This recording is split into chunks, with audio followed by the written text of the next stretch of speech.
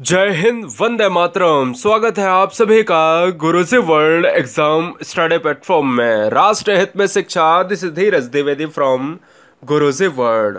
दोस्तों, CG TET exam में बैठने वाले सभी स्टूडेंट्स को एग्जाम की अग्रिम शुभकामनाएं।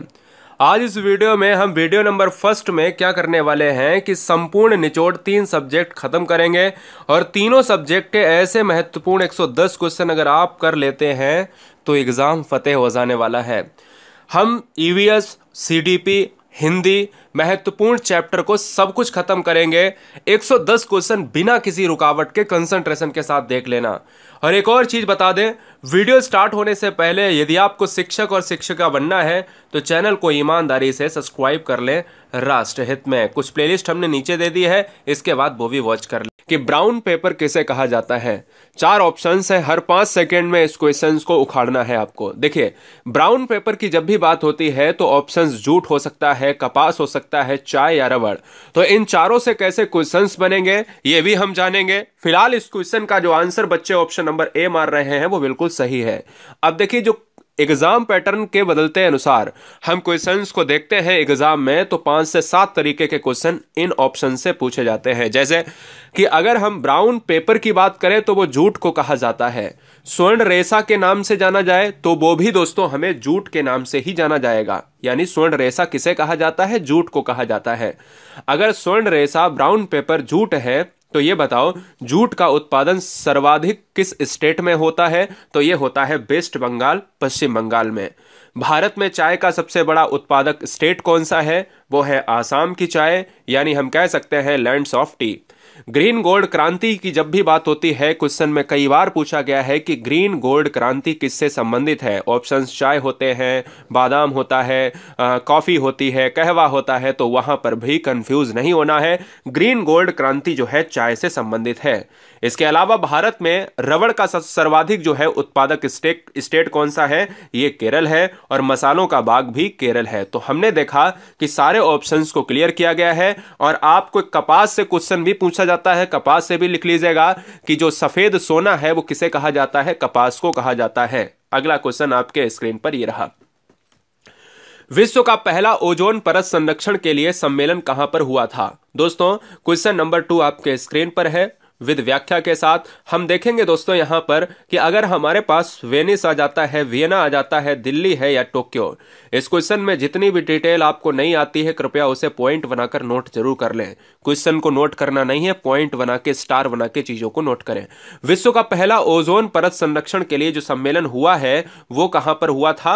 वो हुआ था वियना में। वियना दोस्तों ऑस्ट्रिया की कैपिटल है। अब ये आपको याद रखना है। साथ ही साथ मैं आपको बता दूं कि वियना के बाद मॉन्ट्रियल प्रोटोकॉल आया। ध्यान दीजिएगा, वियना जो प्रोटोकॉल था वो लगभग 1985 के दशक का था। उसके बाद 88-89 में मॉन्ट्रियल प्रोटोकॉल संरक्षित किया गया।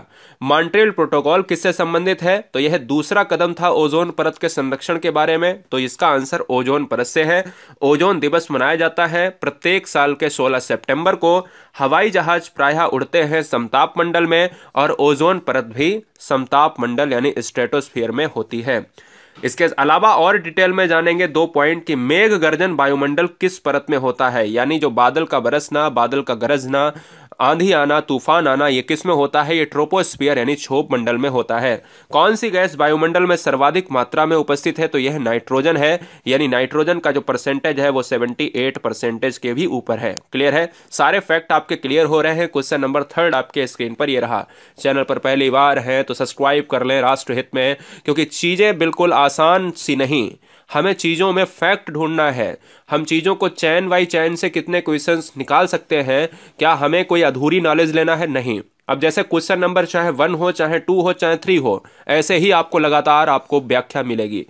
रुधिर दाब मापने के लिए किसका प्रयोग किया जाता है? देखिए, जब हम रुधिर दाब को मापते हैं, हम रक्तचाप को मापते हैं, तो उसके लिए हमारे पास क्या बैरोमीटर होगा, क्या स्टेथोस्कोप होगा, सिस्मोग्राफ होगा या फिर स्फिग्नोमैनोमीटर होगा। तो दोस्तों हम आपको बता देना चाहते हैं कि इस क्वेश्चन का जो राइट आंसर जाएगा वो स्फिग्नोमैनोमीटर यानी ऑप्शन नंबर डी के साथ चला जाएगा। यह बात आप दिमाग में रख लीजिएगा। अब बात कर लेते हैं इन चारों ऑप्शंस की, बैरोमीटर, स्टेथोस्कोप, सिस्मोग्राफ और स्फिग्नोमैनोमीटर। तो देखिएगा कि बैरोमीटर से वायुमंडल के दाब को मापा जाता है। क्वेश्चन में अगर आ जाए कल को कि बैरोमीटर से क्या मापते हैं, तो वायुमंडलीय दबाव को मापा जाता है। रक्त संचार की दशा का परीक्षण किस उपकरण से किया जाता है, तो हर डॉक्टर आला टाइप का स्टेथोस्कोप टाइप का अपने गले में रखता है। तो स्टेथोस्कोप क्या करता है, रक्त संचार की दशा का परीक्षण करने में बेहतरीन है। भूकंप की तीव्रता को मापने के लिए हम किसका इस्तेमाल करते हैं, तो सिस्मोग्राफ का इस्तेमाल करते हैं। और स्फिग्नोमैनोमीटर तो मैंने ऑलरेडी आपको बता ही दिया है कि रुधिर दाब को मापने के लिए स्फिग्नोमैनोमीटर का हम इस्तेमाल करते हैं। तो ये फैक्ट आपके दिमाग में फीड हो चुका होगा, इससे ज्यादा एग्जाम में पॉइंट पूछे नहीं जाएंगे। अगला है कि किस राष्ट्रीय उद्यान को पक्षियों का स्वर्ग कहा जाता है। हमारे पास ऑप्शन 4 है कि अगर हम राष्ट्रीय उद्यान की जब भी बात करते हैं तो क्वेश्चन एग्जाम में ट्रेंड होते ही होते हैं। तो आज इस वीडियो में हमने 5-6 ऐसे राष्ट्रीय उद्यान लिए हैं जिनके बारे में हम चर्चा करेंगे। हमने जीव विज्ञान से भी क्वेश्चन लिए हैं, हमने सारे तरीके के क्वेश्चन लिए हैं जो आपके ईवीएस सेक्शन में पूछे जाते हैं। जिम कॉर्बेट राष्ट्रीय उद्यान की बात की जाए, केवलादेव घाना राष्ट्रीय उद्यान, Nanda Devi and last one, इनमें से कोई नहीं। तो देखिए इस क्वेश्चन में हम आपको ऑप्शन नंबर बी को लॉक करेंगे। केवलादेव घाना राष्ट्रीय उद्यान को राष्ट्रीय पक्षी जो है पक्षियों का स्वर्ग कहा जाता है। और इसके अलावा 3 फैक्ट बच्चों को जानने चाहिए कि जिम कॉर्बेट राष्ट्रीय उद्यान कहां पर है। तो जो पहला नेशनल पार्क है वो है जिम कॉर्बेट और इसका नाम हेली नेशनल पार्क था। अब इसका नाम क्या बदलकर कर दिया गया है, जरा हमें कमेंट कीजिएगा। केवलादेव राष्ट्रीय उद्यान किसे कहा जाता है, तो वो कहा जाता है पक्षियों के स्वर्ग को, और यह है भरतपुर राजस्थान में। नंदा देवी राष्ट्रीय उद्यान ये भी आपके उत्तराखंड पार्ट में है, ये आपको याद रखना पड़ेगा दोस्तों। अगला क्वेश्चन, ओणम किस राज्य का प्रमुख त्योहार है। क्वेश्चन नंबर 5 आपके स्क्रीन पर है कि ओणम किस राज्य का प्रमुख त्योहार है। Option A Paschim Bengal, option B Kerala, option C Karnataka और ऑप्शन डी तमिलनाडु। तो दोस्तों मैं आपको बता दूं कि पश्चिम बंगाल की बात कर रहे हैं बच्चे, गलत हो जाएंगे। ओणम जो है आपका केरल क्षेत्र का है, याद रखिएगा केरल क्षेत्र का है। और इसी के साथ अगर मैं बात करता हूं केरल में, तो केरल ओणम हो जाएगा। पश्चिम बंगाल, देखिए ये चारों ऑप्शन मैंने ले लिए हैं, पश्चिम बंगाल, केरल, कर्नाटक और तमिलनाडु। पश्चिम बंगाल जाना जाता है दुर्गा पूजा के लिए, जहां पर जूट का सबसे ज्यादा उत्पादन होता है। केरल जाना जाता है ओणम के लिए, जहां पर आप ओणम नृत्य की बात करते हो, ओणम त्योहार की बात करते हो। कर्नाटक में एक नृत्य होता है यक्षगान नृत्य, जो एग्जाम में आपके वेरी वेरी मोस्ट इंपॉर्टेंट तरीके से पूछा भी जाता है। तमिलनाडु की बात की जाए तो भारतीय शास्त्रीय नृत्य में जो भारत के 8 शास्त्रीय नृत्य माने जाते हैं उसमें भरतनाट्यम तमिलनाडु का एक प्रमुख जो है शास्त्रीय नृत्य है। तो इसको भी आप नजरअंदाज नहीं कर सकते हो। ये आपके चारों फैक्ट इंपॉर्टेंट है VIMP आपके एग्जाम पॉइंट ऑफ व्यू से। अगला, निम्नलिखित में कौन सी झील कश्मीर में नहीं है। डल झील, लोनार झील, बूलर झील, गडसर झील। अब देखिए कौन सी झील कश्मीर में नहीं है, तो जम्मू एंड कश्मीर में झीलों की बात अगर की जाए तो ऐसा हो ही नहीं सकता कि झीलों की बात आए और जम्मू कश्मीर ना आए। जम्मू कश्मीर की अगर हम देखें तो डल झील है, लोनार झील नहीं है, बूलर झील है, गडसर झील है। अब देख लेते हैं कि इस क्वेश्चन में कौन सा ऑप्शन सही होगा। मतलब मुझसे कह रहा है कि नहीं, तो आप सभी जानते हो कि डल झील जम्मू कश्मीर में है, बूलर झील जम्मू कश्मीर में है, गडसर झील जम्मू कश्मीर में है, लेकिन लोनार झील कहां पर है, महाराष्ट्र में है। तो यही इस क्वेश्चन का आंसर हो जाएगा। हमसे पूछ रहा था कौन सा नहीं है, तो ऑप्शन क्या जाएगा, बी के साथ चला जाएगा। मतलब फैक्ट को आप देख लें, कल को क्वेश्चन में पूछ लिया जाए कि गडसर झील कहां पर है, तो आप जम्मू कश्मीर माने। और ये question very very most important है। अगर ये भी पूछ लिया जाए कि लोनार झील किस स्टेट में है, तो वो महाराष्ट्र स्टेट में है। अगला, नदी द्वीप माजुली निम्नलिखित कौन सी नदियों पर स्थित है, यानी किस नदी में माजुली द्वीप का निर्माण होता है। नदी द्वीप माजुली की जब भी बात करते हैं तो 2 क्वेश्चन बनते हैं, एक तो स्टेट पूछता है और एक तो नदी पूछता है। एक जमुना है, पद्मा है, गंगा है, ब्रह्मपुत्र। तो देखिए दोस्तों अगर मैं बात करता हूं कि जो माजुली है ना, ये माजुली की जब भी बात होती है तो यह आपका ब्रह्मपुत्र के साथ चला जाता है। किसके साथ, ब्रह्मपुत्र के साथ जाता है दोस्तों। इसलिए इस क्वेश्चन का आंसर ऑप्शन नंबर डी के साथ। इसके साथ ही स्टेट अगर पूछा जाता है तो स्टेट आपको याद रखना है, असम स्टेट है, ठीक है। और अगला क्वेश्चन आपके स्क्रीन पर आने से पहले मैं आपको 3 फैक्ट बता देता हूं कि भारत की पवित्र नदियों में गंगा को माना जाता है। गंगा को बांग्लादेश में किस नदी से जानते हैं, तो गंगा को जो है बांग्लादेश में जानते हैं पद्मा के नाम से जानते हैं। हैं गंगा एवं ब्रह्मपुत्र की संयुक्त। अब गंगा इधर से आ रही थी, ब्रह्मपुत्र इधर से आ रही थी, जब आगे मिलकर एक साथ में हुई तो इन दोनों को यहां पर मिला के इसको एक कह दिया गया, क्या, इसको एक मेघना नाम दिया गया। तो ये तीनों फैक्ट बड़े एग्जाम में, यानी ये वाला फैक्ट और ये वाला फैक्ट तो बहुत ज्यादा पूछा जाता है एग्जाम में, इसको नजरअंदाज आप नहीं कर सकते। ठीक है, चलिए। सौर मंडल के बाहर सीरियस नाम के चमकीले तारे को क्या कहा जाता है? सौर मंडल का सबसे ज्यादा चमकीला तारा सीरियस नाम है, यानी सीरियस जो है स्टार कहा जाता है, लेकिन उसका एक नाम और है, उसको क्या कहा जाएगा तो ये आपको बताना है दोस्तों। तो उसको कहा जाता है डॉग स्टार कहा जाता है। क्या कहा जाता है? Dog star. बात हुई है सोलर सिस्टम की, यानी सौर मंडल की। तो चलिए जान लेते हैं फैक्ट। 3 फैक्ट वो जानने चाहिए जो हर बच्चे को एग्जाम में ट्रेंड करवाते हैं, यानी हर बच्चे को जानने चाहिए। सौर मंडल की बात हुई है तो सौर मंडल की जो खोज करी है वो है कॉपरनिकस ने करी है। सूर्य किन गैसों का गोला है? तो हाइड्रोजन व हीलियम गैसेस का गोला है। सूर्य के रासायनिक मिश्रण में हाइड्रोजन का परसेंटेज कितना है? 71% है, जबकि हीलियम का कितना परसेंटेज है? 29, यानी 27 से 29% है। यह भी आपको याद रखना है। मतलब कुल मिलाकर कहा जाए कि गैसेस जो सूर्य का गोला है, इसमें कौन सी गैसेस हैं? एक हाइड्रोजन है प्लस एक हीलियम है। इस चीज को हमेशा याद रखिएगा। और इन गैसेस में सबसे ज्यादा किसका पार्ट है? इसमें है आपका हाइड्रोजन का पार्ट है 71%। अगला, मीठे पानी की झील, सबसे बड़ी झील जो है किसे कहा जाता है? मीठे पानी की सबसे बड़ी झील क्या डल झील है, थोल झील है, क्या पुष्कर झील है, या फिर बूलर झील है?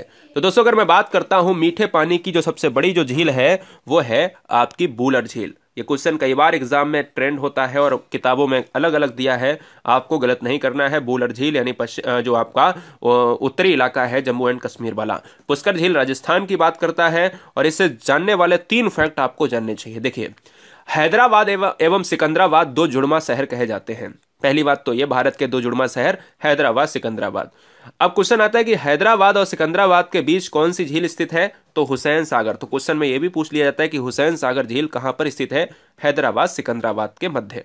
वेम्बनाड झील किस राज्य में अवस्थित है? तो केरल में अवस्थित है। विश्व प्रसिद्ध खारे झील की बात करते हैं तो नाम अगर आता है तो वो सामर झील आता है। और सामर झील किस राज्य में स्थित है? तो यह विश्व प्रसिद्ध झील में भारत की सबसे बड़ी झील है खारे पानी की, वो है राजस्थान की। ठीक है, चलिए 10 नंबर आपके स्क्रीन पर है। 10 नंबर स्क्रीन पर यह कह रहा है कि किस राज्य की प्रमुख जो भाषा है वो खासी है। अब दोस्तों क्वेश्चन नंबर 10 से एग्जाम में हर बार टेट एग्जाम में पूछे जाते हैं, यानी ये एक ऐसा मात्र स्टेट है जहां से एक क्वेश्चन पूछा जाता है। अब देखिए किस राज्य की मुख्य भाषा खासी है? तो ये है आपका गारो खासी जयंतिया वाला जो पार्ट है वो मेघालय क्षेत्र है ना। तो गारो खासी जयंतिया एक आपकी जनजाति समूह भी है। गारो खासी जयंतिया यहाँ के लोग, गारो खासी जयंतिया यहाँ की भाषा भी है। ठीक है, तो अब आपको मैं बताता हूं वो जानने वाले 3 फैक्ट कि एक क्वेश्चन बहुत ज्यादा पूछा जाता है BIMP क्वेश्चन कि नौक्रेक राष्ट्रीय उद्यान कहां पर है? भारत में नौक्रेक राष्ट्रीय उद्यान किस राज्य में है? तो वो है मेघालय राज्य में। मेघालय राज्य की राजधानी कहां पर है? शिलांग है। गारो खासी जयंतिया किस राज्य की पहाड़ियां हैं, किस राज्य की भाषा है, किस राज्य की जनजातियां हैं? तो वो आंसर जाएगा मेघालय के साथ। मेरी बात समझ में आई? ये तीनों फैक्ट मेघालय से पूछे जाते हैं, कई बार बच्चे गलत करते हैं, तो इसलिए इस क्वेश्चन का आंसर जाएगा ऑप्शन नंबर सी के साथ। सबसे ज्यादा वर्षा वाला क्षेत्र मासनीराम भी यहीं पर है। किस एक संस्कृति ने अपने मृद भांडों को सर्वप्रथम चित्रित किया? मृद भांडों की बात कर रहा है दोस्तों। जवाब आपसे चाहिए कि किस एक संस्कृति ने अपने मृद भांडों को सर्वप्रथम चित्रित किया है? मध्यपाषाण, ताम्रपाषाण, नवपाषाण या फिर लौह युग। पहली बात तो मैं आपको बताने से पहले आंसर बता देना चाहता हूं, लौह युग। अब आपके दिमाग में आ रहा होगा कि आंसर तो सभी बता सकते हैं किताबों में देखकर, लेकिन एक्चुअल में मृद भांड है क्या? तो मृद भांड दोस्तों मैं आपको बता देता हूं बहुत अच्छी तरीके से। प्राचीन काल का जो समय था और आज के समय में बिल्कुल कोई भी समानता असमानता मिलेगा, अप्स एंड डाउन्स मिलेंगे, लेकिन यहां पर मृद भांड जो है इसका मतलब क्या है? इसका मतलब है कि जो मिट्टी के बर्तन, पत्थर के बर्तन तथा चीनी के मिट्टी के बर्तन और वस्तुएं बनाने का कार्य, सभी जितने भी कार्य जो है बर्तन से संबंधित है वो चीनी मिट्टी के बनते थे। जैसे हम एक एग्जांपल ले लें घड़ा, तो ये सभी मृदभांड के अंतर्गत आएंगे, है ना।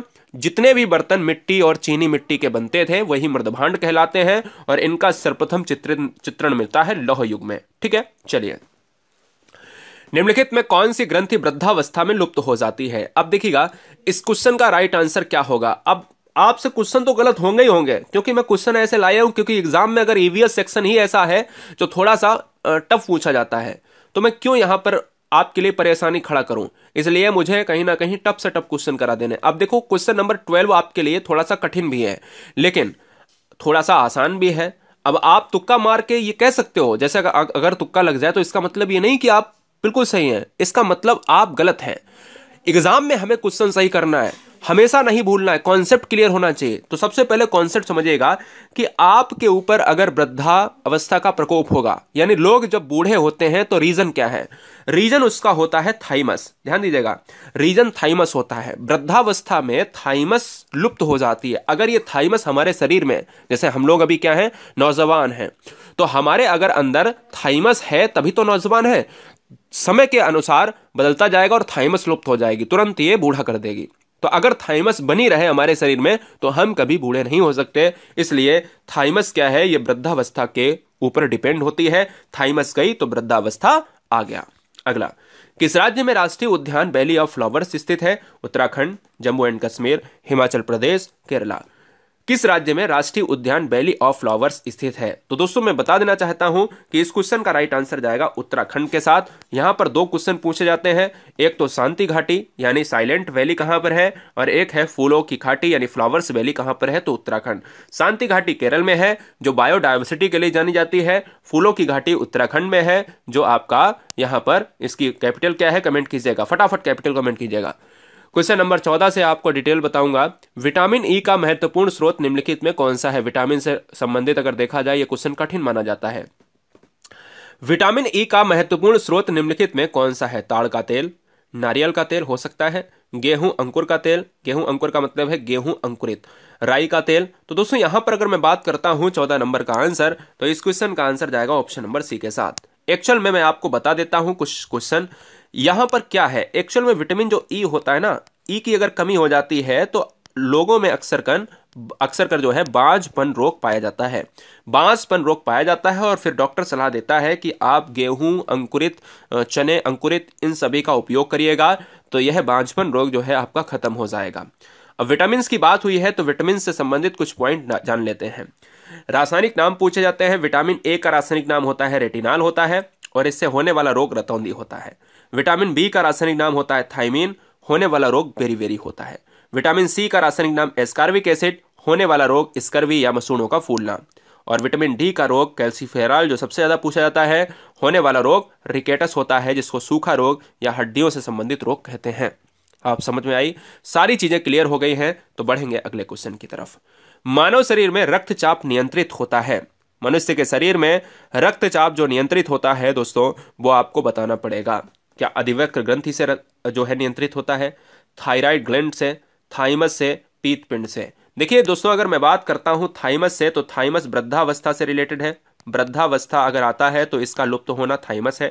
थायराइड ग्लैंड की बात करें तो इससे होने वाला है घेंगा रोग, घेंगा रोग की बात होती है, तो ये भी क्वेश्चन एग्जाम में पूछा गया है। अधिवृक्क की बात की जाए तो यह होता है रक्तचाप से संबंधित, तो यह है रक्तचाप से संबंधित, तो इसलिए इस क्वेश्चन का आंसर ऑप्शन नंबर ए चला जाएगा। रक्तचाप की बात अगर होती है तो रक्तचाप को मापने वाले यंत्र को रक्तचाप मापी या स्फाइग्नोमैनोमीटर कहा जाता है। यही क्वेश्चन एग्जाम में पूछा जाता है, वीआईएमपी क्वेश्चन है, इसको भी आप नोट कर लीजिएगा। 16 नंबर, निम्नलिखित में किस राज्य का राजकीय वृक्ष बादाम है? दोस्तों राजकीय वृक्ष बादाम है, क्या आप एचपी यानी हिमाचल प्रदेश, गोवा यानी आप गोवा की बात करते हो, जम्मू एंड कश्मीर, अरुणाचल प्रदेश? तो इस क्वेश्चन का जो राइट आंसर जाएगा, आप सभी बच्चे जान गए होंगे कि सूखे मेवे के लिए जो प्रसिद्ध है वो स्टेट है, सूखे मेवे के लिए जो स्टेट है वो है जम्मू कश्मीर। सबसे ज्यादा जो आपके जो फ्रूट्स होते हैं, ड्राई फ्रूट्स होते हैं, वो दो ही स्टेट में होते हैं, एक आपका जम्मू एंड कश्मीर में और एक आपका केरल क्षेत्र में। ध्यान दीजिएगा, वेरी वेरी मोस्ट इंपॉर्टेंट। तो गुजरात बंदरगाह से इन चीजों को पुल्ट कराया जाता है। और मैं आपको बता देना चाहता हूं कि इस क्वेश्चन का जो राइट आंसर जाएगा वो किसके साथ? जम्मू एंड कश्मीर के साथ। अब बात हुई है थोड़ा सा यहां पर पॉइंट की कि जम्मू शहर किस नदी के तट पर बसा हुआ है? तवी नदी के तट पर। और जम्मू कश्मीर में किस जनजाति के लोग रहते हैं? तो बहुत अच्छा क्वेश्चन है। क्वेश्चन में कल को पूछ सकता है कि गद्दी और गुज्जर जनजाति के लोग किस स्टेट में है, तो आंसर जम्मू कश्मीर मारना पड़ेगा, बहुत ज्यादा इंपॉर्टेंट है, नोट कर लीजिएगा। साथ ही साथ गोवा की बात हुई है तो गोवा पणजी नदी के किनारे स्थित है, वो क्या नाम, पणजी इसकी राजधानी है। और ये नदी की बात अगर करें तो मांडवी नदी के किनारे स्थित है। ठीक है, ये भी पॉइंट आपको याद रखना है। और अरुणाचल प्रदेश की राजधानी है ईटानगर। अगला, एलिफेंट फॉल्स बहुत इंपॉर्टेंट है। एलिफेंट फॉल्स जो है किस स्टेट में अवस्थित है? मिजोरम, उड़ीसा, मणिपुर, मेघालय। एलिफेंट फॉल्स जो है किस राज्य में अवस्थित है? तो दोस्तों इस क्वेश्चन का जो राइट आंसर जाएगा वो मेघालय में है, यानी इस क्वेश्चन का right answer option number D के साथ। अब थोड़ा सा जान लेते हैं डिटेल। मैंने आपको बताया है कि नौक्रेक राष्ट्रीय उद्यान मेघालय में है, लेकिन मेघालय की सबसे ऊंची चोटी कहां पर है? यह भी आपका नौक्रेक चोटी है। मेघालय का राज्य पक्षी का नाम क्या है? हिल मैना है। मेघालय का अर्थ क्या है? बादलों का निवास। मेघालय, मेघ है ना, और आलय माने घर। मेघालय का मतलब है बादलों का निवास, बादलों का घर। ये आपको याद रखना पड़ेगा। और राजधानी क्या है दोस्तों? राजधानी है शिलोंग। क्लियर है? चले, भारत के झंडे में चरखा किस आंदोलन के दौरान दिखाया गया था? भारत के झंडे में चरखा जो है क्या चंपारण आंदोलन के दौरान दिखाया गया था, खेड़ा आंदोलन के दौरान दिखाया गया था, खिलाफत आंदोलन के दौरान, या फिर असहयोग आंदोलन के दौरान? तो दोस्तों इस क्वेश्चन का राइट आंसर जाएगा किसके साथ? असहयोग आंदोलन के दौरान भारत में झंडे में चरखा दिखाया गया था। इस क्वेश्चन का राइट आंसर जाएगा ऑप्शन नंबर डी के साथ। भारत में अमर्त्य सेन कौन है? यह क्वेश्चन एग्जाम में पूछा जा चुका है एक बार, और हो सकता है इस बार भी आ जाए। किसी भी व्यक्ति को लेकर एक एग्जाम में क्वेश्चन दे देता है कि भारत में अमर्त्य सेन कौन है? क्या बिजनेसमैन है? क्या आपके अर्थशास्त्री हैं? क्या आपके साइंटिस्ट हैं? या फिर नन ऑफ दीज? तो दोस्तों भारत में अमर्त्य सेन एक अर्थशास्त्री हैं। ऑप्शन बी जाएगा। बच्चों में अंगों की अस्थियां मुड़ जाती हैं यदि कमी हो। बच्चों में अंगों की अस्थियां मुड़ जाती हैं यदि कमी हो विटामिन ए की, विटामिन बी की यानी B1 की, और विटामिन डी की या फिर ई की। मैंने ऑलरेडी आपको बताया है कि विटामिन के बारे में मैंने 3 से 4 क्वेश्चन इस वीडियो में लिए हैं, और हम थोड़ा सा डिटेल जानते चलेंगे। फिलहाल अगर अस्थियों की बात हो, अभी मैंने आपको बोला कि विटामिन डी से रिकेटिस होता है, सूखा रोग होता है, हड्डियों से संबंधित समस्या होती है। ऑप्शन सी जाएगा। इसके अलावा अगर मैं 2 स्लाइड देखूं यहां पर कि विटामिन ए का रासायनिक नाम रेटिनॉल, B1 का थाइमिन होता है, B2 का राइबोफ्लेविन होता है, B3 का निकोटिनामाइड होता है। ध्यान दीजिएगा, निकोटिनामाइड होता है यह B1, B2, B3, बहुत इंपॉर्टेंट। B1 सभी जानते हैं थाइमिन, लेकिन राइबोफ्लेविन भी आपके एग्जाम में आ चुका है। मैं B3 भी बता रहा हूं, B3 निकोटिनामाइड होता है। क्यों इंपॉर्टेंट है, कैसे याद करोगे? देखिए, पहले में थोड़े कम अक्षर हैं, दूसरे में थोड़े ज्यादा अक्षर हैं, तीसरे में सबसे ज्यादा अक्षर हैं। तो मतलब इस तरीके से आप लॉक कर सकते हो। सी आप सभी जानते हो, एस्कार्बिक एसिड होता है। एस्कार्बिक एसिड स्कर्वी की बात करता है। विटामिन डी कैल्सीफेराल होता है, जो हम सूखा रोग की बात करते हैं। विटामिन ई आपका टोकोफेराल होता है, जो बांझपन हमको यहाँ पर जो है कहीं ना कहीं प्रोवाइड कर देता है, जिसके लिए गेहूं, अंकुरित चना, इस तरीके के हमें खाने पड़ते हैं स्रोत। विटामिन के की बात करें, जो रक्त की क्लोटिंग होती है उसको कहीं ना कहीं रोक देता है, या अगर इसकी कमी है तो आपके अंदर यह रक्त बहता ही रहेगा, तो रक्त की क्लोटिंग नहीं होती, फिलोक्विनिन कहलाता है। ठीक है, तो ये आपके केमिकल नेम हो गए। अगला, भारतीय शास्त्रीय नृत्य की सबसे प्राचीन शैली कौन सी है? भारतीय शास्त्रीय नृत्य की सबसे प्राचीन शैली दोस्तों ओडिसी है, कुचिपुड़ी है, भरतनाट्यम है, या फिर आपका कथकली है। तो दोस्तों मैं बता दूं, भरतनाट्यम इस क्वेश्चन का राइट आंसर हो जाएगा ऑप्शन नंबर सी के साथ, और यह तमिलनाडु का है। थोड़ा सा अगर डिटेल में जाते हैं तो आपको समझना पड़ेगा। भारत में 8 शास्त्रीय नृत्यों में भरतनाट्यम कहां का है? तमिलनाडु का है। Very very most important. Kathak कहां का है? उत्तर प्रदेश का है। कथकली आपका कहां का है? केरल का है, एक बार स्क्रीनशॉट लीजिएगा। कचिपुड़ी आंध्र प्रदेश का है। मणिपुर मणिपुर का है। ओडिसी ओडिशा का है। सस्तरिया आसाम का है, और मोहिनी अट्टम केरल का है। इसमें इंपॉर्टेंट कौन सा है? इसमें इंपॉर्टेंट 2 सबसे नीचे वाले, सस्तरिया और केरल, और इसमें जो है आपके ऊपर वाले तीनों, मणिपुर और ओडिसी, तो आप सभी जानते हो कि नाम से ही पता चल रहे हैं। तो 6 तो आपको हमेशा की तरह याद करना है, जिसमें कथक बहुत ज्यादा पूछा जाता है, और भरतनाट्यम और मोहिनी अट्टम बहुत बार पूछा गया है। सस्तरिया वेरी वेरी मोस्ट इंपॉर्टेंट, हो सकता है इस बार एग्जाम में सस्तरिया पूछ लिया जाए। ठीक है, चलिए। निम्नलिखित में किसको अंतःस्रावी तंत्र का पेसमेकर कहा जाता है? थायरॉक्सिन, कैलिस्टोन, और इंसुलिन, या फिर एड्रिनल? तो देखिएगा दोस्तों, अंतःस्रावी तंत्र का पेसमेकर किसे कहा जाता है? तो पेसमेकर एक शब्द होता है जो हृदय में लगता है, यानी हृदय में एक पेसमेकर शब्द का यूज होता है, लेकिन यहां पर वो अर्थ अलग है। यहां पर इस क्वेश्चन का जो राइट आंसर जाएगा वो किसके साथ? थायरॉक्सिन के साथ चला जाएगा। Thyroxine is right answer. अगला क्वेश्चन, भारतीय गैंडे कहां पर पाए जाते हैं? कार्बेट राष्ट्रीय उद्यान में, काजीरंगा राष्ट्रीय उद्यान में, कान्हा राष्ट्रीय उद्यान में, गिर राष्ट्रीय उद्यान में। तो दोस्तों भारत में अगर गैंडे पाए जाते हैं 23 नंबर में, तो काजीरंगा, ये बहुत सिंपल क्वेश्चन ले लिया था, कोई बात नहीं, बहुत सीखा है आपने। अगर मैं बात करता हूं यहां पर बात करता हूं क्वेश्चन नंबर 24, तो बहुत इंपॉर्टेंट है। कार्बेट है उत्तराखंड, काजीरंगा है आसाम क्षेत्र में, ठीक है ना, कान्हा है मध्य प्रदेश क्षेत्र में, और गिर है आपका, बताइएगा, गुजरात क्षेत्र में, ठीक है ना, गुजरात क्षेत्र में। अगला क्वेश्चन 24 तो बहुत ज्यादा इंपॉर्टेंट है। उत्तरी भारत में बहने वाली सतलज नदी को किस नाम से जाना जाता है? यानी प्राचीन काल में, ऋग्वैदिक कालीन में नाम अलग अलग नदियों के थे। मैं आपको 4 नाम बताऊंगा भी जो एग्जाम में सबसे ज्यादा पूछे जाते हैं। उत्तरी भारत में बहने वाली सतलज नदी को किस नाम से जाना जाता था? वो जाना जाता था सतुद्री के नाम से जाना जाता था। अब सतुद्री के नाम से जाना जाता है तो दोस्तों 4 क्वेश्चन हम कर लेते हैं। देखिए, ब्यास नदी को बिपाशा के नाम से जाना जाता है, ठीक है ना, ये बहुत अच्छा क्वेश्चन है, VIMP क्वेश्चन है। ऋग्वैदिक काल में जो है नदियों को जाना जाता था, तो ब्यास को बिपाशा के नाम से, है ना, तो बिपाशा को अब इस समय ब्यास के नाम थे। चिनाब का पुराना नाम क्या था? तो चिनाब का पुराना नाम है अस्किनी, रावी का परुष्णी, सतलज का सतुद्री। तो ये चारों क्वेश्चन आपको याद रखने हैं। बहुत जबरदस्त है कि क्वेश्चन में ये पूछा जाए कि ब्यास का पुराना नाम क्या है, या बिपाशा का नया नाम क्या है, चिनाब का पुराना नाम क्या है, या अस्किनी का नया नाम क्या है, रावी का पुराना नाम क्या है, या परुष्णी का नया नाम क्या है, सतलज का पुराना नाम क्या है, सतुद्री का नया नाम क्या है। भारत का सबसे ऊंचा बांध टिहरी बांध और किस नदी पर बना है? यानी टिहरी बांध है कहां पर और किस नदी पर बना है? तो दोस्तों आप सभी जानते हो कि आप उत्तराखंड की बात करते हो चाहे आप उड़ीसा की बात करो, लेकिन उत्तराखंड की जब आप बात करते हो तो भागीरथी नदी की बात होती है, इसलिए ऑप्शन डी जाएगा।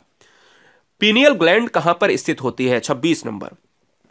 पीनियल ग्लैंड कहां पर अवस्थित होती है? कमेंट कीजिएगा। 26 नंबर का जो आंसर जाएगा वो किसके साथ जाएगा? बताइए दोस्तों, 26 नंबर का आंसर किसके साथ चला जाएगा? पीनियल ग्लैंड कहां पर अवस्थित होती है? 26 नंबर। तो यह जाएगा आपके मस्तिष्क में होती है, ब्रेन में होती है, इस चीज को भूलना मत। और इससे एक क्वेश्चन पूछा जाता है, क्या तीसरा नेत्र भी कहा जाता है? तीसरा नेत्र किसे कहा जाता है? तो पीनियल ग्लैंड को तीसरा नेत्र कहा जाता है। अगला, भारतीय मरुस्थल को क्या कहते हैं? 27 नंबर से आपके 4 क्वेश्चन में कवर कराऊंगा, समझिएगा। भारतीय मरुस्थल को क्या कहा जाता है? गोबी, सहारा, थार, अटाकामा। तो दोस्तों मैं बता दूं आपको कि भारतीय मरुस्थल को कहा जाता है, थार का मरुस्थल कहा जाता है। और 4 क्वेश्चन वो आपको याद करने हैं कि जैसे गोबी बहुत पूछा जाता है, VIMP पॉइंट में नोट कर लीजिएगा कि गोबी मरुस्थल भारत में कहां, विश्व में कहां पर है? तो एशिया का गोबी है वो चीन में, अगर ऑप्शन में चीन है तो चीन मारिए, मंगोलिया है मंगोलिया, दोनों की सीमाओं को निर्धारित करता है। जैसे जो आपका थार है ये भारत और पाकिस्तान का है, क्या है? भारत और पाकिस्तान का। यहाँ पर भारत जो है यहाँ पर भूल गया, कोई बात नहीं, जैसलमेर वाला इलाका आपने देखा होगा, पाकिस्तान और भारत के बॉर्डर को यहाँ पर कहीं ना कहीं करता है। तो थार का मरुस्थल 2 देशों में है, भारत पाकिस्तान। गोबी का 2 देशों में है, चीन मंगोलिया। इसी तरीके से सहारा जो है वो 11 से 12 देशों में, तो सबसे बड़ा जो है सहारा ही है अफ्रीका महाद्वीप में। और दोस्तों अगर अटाकामा की बात करें तो यह है आपका दक्षिण अमेरिका में। अगला क्वेश्चन आपके स्क्रीन पर, निम्नलिखित में कौन सा एक उत्तर भारतीय नृत्य है? निम्नलिखित में कौन सा एक उत्तर भारतीय नृत्य है? तो मैं आपको ऑलरेडी नृत्य की 8 शास्त्रीय नृत्य की एक सूची दिखा चुका हूं। 8 शास्त्रीय नृत्य की एक सूची दिखा चुका हूं। फिलहाल उत्तर भारतीय, उत्तर प्रदेश से संबंधित, तो ऑप्शन जाएगा ए के साथ, कथक के साथ। प्रथम परख नली शिशु का नाम क्या था? प्रथम परख नली शिशु का नाम क्या था? दोस्तों हमने देखा है, आप सभी बच्चे बहुत ब्रिलियंट हो, हमने ये देखा है कि कम समय के अंदर अगर बच्चों को पूरी डिटेल के साथ, शिद्दत के साथ एक टीचर पढ़ा दे, तो मुझे नहीं लगता कि अगर वो समय वेस्ट करता है, तो जितना समय वेस्ट अगर टीचर ही करेगा तो उतना स्टूडेंट के ऊपर प्रेशर बढ़ेगा। मुझे ये लगता है कि अगर क्वेश्चन आप करा रहे हो तो लिमिट समय में कराइए, और आप उम्मीद कर सकते हो कि क्वेश्चन को मार्क नहीं मारा है, क्वेश्चन की बहुत अच्छी से डिटेल आपको बताई है। परख नली शिशु का नाम लुइस ब्राउन माना गया है, इसलिए इस क्वेश्चन का आंसर जाएगा डी के साथ। क्वेश्चन नंबर 30, सब्जियों को धोने से कौन सा विटामिन निकल जाता है? दोस्तों तो याद रखिएगा, 30 नंबर आपके स्क्रीन पर आ चुका है कि जब सब्जियों को धोया जाता है, काट के अगर धोया जाए फिर बनाया जाए, तो विटामिन सी जो है नष्ट हो जाता है, इसलिए ऑप्शन जाएगा भाई बी के साथ। और ये रहा दोस्तों, थोड़ा सा एक बार फिर से मैं आपको बताऊंगा कि विटामिन ए का जो है रेटिनॉल होता है रासायनिक नाम, बी का होता है थाइमिन, सी का होता है एस्कॉर्बिक एसिड, डी का होता है कैल्सीफेरॉल, ई का होता है टोकोफेरॉल और के का होता है फिलोक्विनिन। मनोविज्ञान का प्रारंभ में अर्थ क्या था? दोस्तों 30 क्वेश्चन में जो आपका स्कोर है वो मिनिमम रहना चाहिए 17 से 18 के ऊपर। आप करो कितना भी करो, ये आपके ऊपर डिपेंड करेगा। इस क्वेश्चन का आंसर जाएगा ऑप्शन नंबर ए के साथ, आत्मा का विज्ञान कहलाता था। प्रारंभ में आत्मा का विज्ञान यानी 16वीं सदी से पहले की अगर मैं बात करूं तो यह यानी हम कह सकते हैं साइंस ऑफ सोल कहलाता था। अगर मैं पूछूं कि वर्तमान समय में यानी 20वीं शताब्दी की बात की जाए तो 20वीं शताब्दी में यह मनोविज्ञान अब व्यवहार का मनोविज्ञान कहलाता है, इसलिए ऑप्शन जाएगा ए के साथ। अगला, मनोविज्ञान विषय की उत्पत्ति किस विषय की शाखा के रूप में हुई है? दोस्तों आप सभी को बता दें, साइकोलॉजी जो शब्द है वो साइकी प्लस लोगोस से बना है, यानी आत्मा का अध्ययन। हम ये कह सकते हैं कि जिस समय मनोविज्ञान आया था यानी शताब्दियों पूर्व, उस समय जो दर्शन शास्त्र है ये उसका पार्ट हुआ करता था। इसको कहा जाता है इंग्लिश में फिलॉसफी। नेक्स्ट वन कह रहा है कि बच्चों के बौद्धिक विकास की 4 सुस्पष्ट स्तरों को किसने पहचाना है? देखिए दोस्तों, 4 सुस्पष्ट जो आपके शाखाएं हैं, जैसे अगर मैं 4 की बात करूं तो यहां पर 4 का मतलब है संवेदीगामक, पूर्व संक्रियात्मक, मूर्त संक्रियात्मक और अमूर्त संक्रियात्मक। ये 4 अवस्थाएं दी हैं किसने? ये पियाजे ने दी हैं। इसलिए क्वेश्चन 2 तरीके से बनेगा। एक क्वेश्चन तो आपसे यह बनेगा कि संज्ञानात्मक विकास, ध्यान दीजिए, संज्ञानात्मक विकास किसने दिया है? संज्ञानात्मक विकास दिया है पियाजे ने। और पियाजे ने कितनी संज्ञानात्मक विकास में अवस्थाएं बताई हैं? तो 4 बताई हैं। ठीक है, चलिए। एक अच्छा अध्यापक विद्यार्थियों के मध्य बढ़ावा देता है प्रतियोगिता की भावना को, सहयोग की भावना को, प्रतिद्वंदता की भावना जो एक निगेटिव पॉइंट है, और तटस्थता की भावना यहां पर आपको एक बताना है। दोस्तों यदि आप पहली बार हैं तो चैनल को जरूर सब्सक्राइब करें, क्योंकि यहां पर आपके सिलेक्शन की बात होती है। हर शेर हर शेरनी का स्वागत है, उनके माता पिता को मेरा बहुत सारा प्यार। दोस्तों यहां पर सहयोग की भावना अगर आप लगा रहे हो तो यह क्वेश्चन आपका बिल्कुल सही है। सहयोग की भावना ही कर सकता है एक अध्यापक एक स्टूडेंट के मध्य। अगला क्वेश्चन, आत्मसम्मान की रक्षा के लिए व्यक्ति महसूस करता है। यह क्वेश्चन एग्जाम में 3 बार रिपीटेड है। तो अगर मैं बात करूं इस क्वेश्चन की, देखिए आत्मसम्मान की रक्षा के लिए व्यक्ति जो महसूस करेगा, क्या व्यक्ति जो महसूस करेगा ना, वो करेगा भैया दबाव। देखो चारों ऑप्शन क्या है, बिल्कुल निगेटिव है, लेकिन दबाव, आत्मसम्मान के लिए दबाव, तनाव नहीं, कुंठा नहीं, तनाव कुंठा चिंता यह हर किसी मैटर में हो सकता है, लेकिन जब आपके ऑटो रिस्पेक्ट की बात होगी, जब खुद के सेल्फ रिस्पेक्ट की बात होगी, वहां पर आप प्रेशर लोगे। साइकोलॉजिया किसकी पुस्तक है? कमेंट किया जाए, साइकोलॉजिया किसकी पुस्तक है? बड़ा अच्छा क्वेश्चन है, साइकोलॉजिया किसकी पुस्तक है? जवाब दीजिएगा। दोस्तों यहां पर जो आंसर जाएगा वो रुडोल्फ गोल्काई के साथ, यानी ऑप्शन नंबर डी जाएगा। 1590 में क्या हुआ था कि मनोविज्ञान शब्द का प्रयोग सबसे पहले किसने किया था? रुडोल्फ गोल्काई ने किया था, अपनी पुस्तक में किया था, जिस पुस्तक का नाम है साइकोलॉजिया। बहुत ध्यान से करिए, याद रखिएगा, सबसे पहले शब्द का प्रयोग रुडोल्फ गोल्काई ने, और किस पुस्तक में? साइकोलॉजिया में। कौन सा सन है? 1590 है। अगला क्वेश्चन आपके स्क्रीन पर यह रहा, निम्नलिखित में कौन सा कारक मंद बुद्धि बालक के लिए आवश्यक नहीं है? सीखने की मंद गति, शारीरिक दोष, अमूर्त चिंतन का अभाव या मौलिकता? दोस्तों अगर मैं बात करूं इस क्वेश्चन में तो आप क्या आंसर मारोगे? देखिएगा, आवश्यक नहीं है। मंद बुद्धि बच्चा वो बच्चा होगा जिसका IQ 70 से भी डाउन होगा। और अगर मैं आपसे पूछूं कि सीखने में मंद गति होती है, शारीरिक दोष हो सकता है, अमूर्त चिंतन का अभाव, जो बच्चा चिंतन कल्पना नहीं कर सकता, तर्क नहीं कर सकता है, ये सभी होते हैं। लेकिन यहां पर डी ऑप्शन क्या हो जाएगा? वो सही हो जाएगा। ये नहीं है, क्योंकि मौलिकता क्या है? क्रिएटिविटी से शामिल है, सृजनात्मकता से शामिल है। ये आंसर आपका सही हो जाएगा, यही नहीं है। मनोविज्ञान के व्यवहारवाद संप्रदाय के जनक कौन है? कमेंट किया जाए, जवाब दीजिएगा। मनोविज्ञान के व्यवहारवाद संप्रदाय के जनक कौन है? तो दोस्तों यहां पर आपका आंसर वॉटसन जाएगा। वॉटसन ने सबसे पहले व्यवहारवाद की बात करी, और व्यवहारवाद से क्वेश्चन आता है कि व्यवहारवाद शब्द, इस व्यवहारवाद शब्द को किसने दिया है? ये दिया है ऑटो साइकोलॉजी पुस्तक में विलियम मैकडॉगल ने। ठीक है ना, आउटलाइन साइकोलॉजी पुस्तक जो है, जो हमने आपको पूरे डिटेल में बताई है, यहां पर आपको याद रखना है विलियम मैकडॉगल ने शब्द को दिया है, क्या?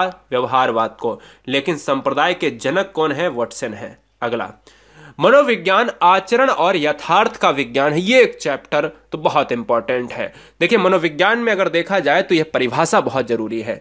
मनोविज्ञान आचरण और यथार्थ का विज्ञान है, यह किसने कहा है? यह विलियम मैकडीवेल ने कहा है। बहुत इंपॉर्टेंट परिभाषा है, काफी ज्यादा एग्जाम में क्वेश्चन पूछा गया है, डायरेक्ट क्वेश्चन यहां से बनेंगे। ठीक है, चलिए। शिक्षक को ज्ञान होना चाहिए, कितनी बार बताया है मैंने भाई, शिक्षक एक होगा उसको अपने विषय के बारे में और मनोविज्ञान के बारे में ज्ञान होना चाहिए। तो शिक्षक को एक ज्ञान यानी शिक्षिका को एक ज्ञान होना चाहिए, तो वो अध्यापक जो है, अध्यापन विषय या अध्यापन कर लीजिए, अध्यापन विषय एवं मनोविज्ञान का। अध्यापन विषय का मतलब है जो अपने खुद का विषय है। अगर गणित का टीचर है तो गणित के बारे में पूरा ज्ञान, हिंदी का है तो हिंदी के बारे में पूरा ज्ञान, ठीक है ना, अंग्रेजी का है अंग्रेजी के बारे में, इस तरीके का। जिस प्रक्रिया में व्यक्ति दूसरों के व्यवहार से सीखता है न कि प्रत्यक्ष अनुभव से, उसे क्या कहा जाता है, उसे क्या कहेंगे, कमेंट किया जाए। तो दोस्तों अगर खुद से अगर देखा जाए तो दूसरे के व्यवहार से यानी अनुकरण करके, अगर दूसरे के व्यवहार से कोई व्यक्ति कोई बड़ा सीखता है, प्रत्यक्ष अनुभव से नहीं सीखता है, तो उसे क्या कहा जाएगा? उसे कहा जाएगा सामाजिक अधिगम कहा जाएगा। क्योंकि जब एक या एक से अधिक या दो से अधिक लोग मिलेंगे तभी यह पॉसिबल हो पाएगा, जब उनके आचार विचार आपस में आदान प्रदान होंगे। बुद्धि के एक तत्व सिद्धांत किसने दिया है? एक तत्व सिद्धांत किसने दिया है, यह आपको बताना है। एक तत्व का सिद्धांत किसने दिया है? तो दोस्तों बुद्धि का जो एक तत्व का सिद्धांत है वो अल्फ्रेड बिने ने दिया है। अल्फ्रेड बिने ने दिया है, जिसको निरंकुशवादी सिद्धांत भी कहा गया। निरंकुशवादी सिद्धांत भी कहा गया, इसको नोट कर लो। निरंकुशवादी सिद्धांत किसने दिया है? तो वो भी अल्फ्रेड बिने ने दिया है। अगर पूछा जाए क्यों कहा जाता है निरंकुशवादी सिद्धांत, क्योंकि बुद्धि को इन्होंने ये कहा कि बुद्धि हर व्यक्ति के अंदर एक प्रकार की होती, जिससे इनकी काफी आलोचना हुई। बुद्धि के त्रितत्व का सिद्धांत किसने दिया है? यहां पर बताइएगा त्रितत्व का सिद्धांत किसने दिया है, कमेंट कीजिएगा। तो यहां पर अगर मैं बात करूं बुद्धि के त्रितत्व का जो सिद्धांत है ना, अगर दो तत्वों की बात करें तो स्पीयरमैन, त्रितत्व की बात करें तो स्पीयरमैन। तो एक तत्व में आप याद रखिए क्या, एक तत्व की सिद्धांत की बात और द्वितत्व और त्रितत्व के सिद्धांत में आपको स्पीयरमैन याद रखना है। आंसर डी जाएगा। प्रबलन सिद्धांत का प्रमुख आधार क्या है? प्रबलन सिद्धांत से दो क्वेश्चन। प्रबलन सिद्धांत के जनक कौन है? जिनको पुनर्वलन और प्रबलन कहते हो दोस्तों वो एक ही है, क्लार्क हल है, ठीक है ना। और प्रबलन सिद्धांत के जनक क्लार्क हल है, और उस सिद्धांत में यह बताया गया है कि आवश्यकता की पूर्ति होनी चाहिए। वेरी वेरी मोस्ट इंपॉर्टेंट, ऐसा क्वेश्चन अभी आगे आएगा उसमें समझा देंगे। प्रबलन सिद्धांत का मुख्य आधार क्या है? आवश्यकता की पूर्ति। कोई कार्य है तो उसकी आवश्यकता की पूर्ति होनी चाहिए, यह इंपॉर्टेंट है पॉइंट, इसको याद रखना पड़ेगा। अगला क्वेश्चन अभी आगे आएगा, यही क्वेश्चन डायरेक्ट, थोड़ा सा चेंज होगा उसमें बता देंगे। पके हुए आमों या मिष्ठान्न को देखकर बालक के मुंह में पानी आ जाता है। जैसे आपके मुंह में पानी आ जाता है, इमली को देख लो पानी आ जाए, है ना, खट्टी चीज को देख लो पानी आ जाए, मीठी चीज को, मिठाई बहुत अच्छी है जो आपका फेवरेट है उसको देखकर भूख लगी होनी चाहिए। अगर बहुत तेज भूख लगी और अच्छी चीज आपको दिख जाए तो भैया सिंपल सी बात है, बड़ा एकदम से मीठा जो है मुंह में क्या आ जाने वाला है, पानी आ जाने वाला है। तो इसको क्या कहा जाता है? यह सिद्धांत संबंधित है दोस्तों, यह है संबंध सहज क्रिया सिद्धांत पर आधारित है। VIMP पॉइंट है, नोट कर लीजिएगा, ऐसे क्वेश्चन एग्जाम में देखने को मिलेंगे। अगला, बुद्धि के बहुकारक सिद्धांत के प्रतिपादक कौन है? दोस्तों बहुकारक सिद्धांत का मतलब है कि बुद्धि जो है ना उसके जो कारक हैं, उसके कारक है ना, ये उसके कारक है जो बहुत कारक है। बहुत कारक का मतलब है कि बुद्धि बहुत कई प्रकार के, कई जो है ट्रेंगल सिद्धांत, कई यहां पर हर तरीके से जो है बुद्धि बटी हुई है। तो मैं ये कह सकता हूं कि इसको परमाणुवादी सिद्धांत भी कहा गया है, और इस सिद्धांत के जो जनक है वो मिस्टर थॉर्नडाइक है। अगला, आधुनिक मनोविज्ञान का अर्थ क्या है? आधुनिक मनोविज्ञान का अर्थ क्या है? तो दोस्तों आधुनिक मनोविज्ञान का जो अर्थ है ना वो कहीं ना कहीं, अगर प्राचीन मनोविज्ञान में जाते हैं तो हम ये कहते हैं कि भाई वो आत्मा का मनोविज्ञान था 16वीं सदी में। 16वीं सदी के पहले की अगर मैं बात करूं तो आत्मा का मनोविज्ञान का कहलाता था। फिलॉसफी की एक शाखा है जिसको दर्शन शास्त्र कहा जाता है, ठीक है ना। स्टार्टिंग के दो क्वेश्चन मैंने इसी से बताए हैं।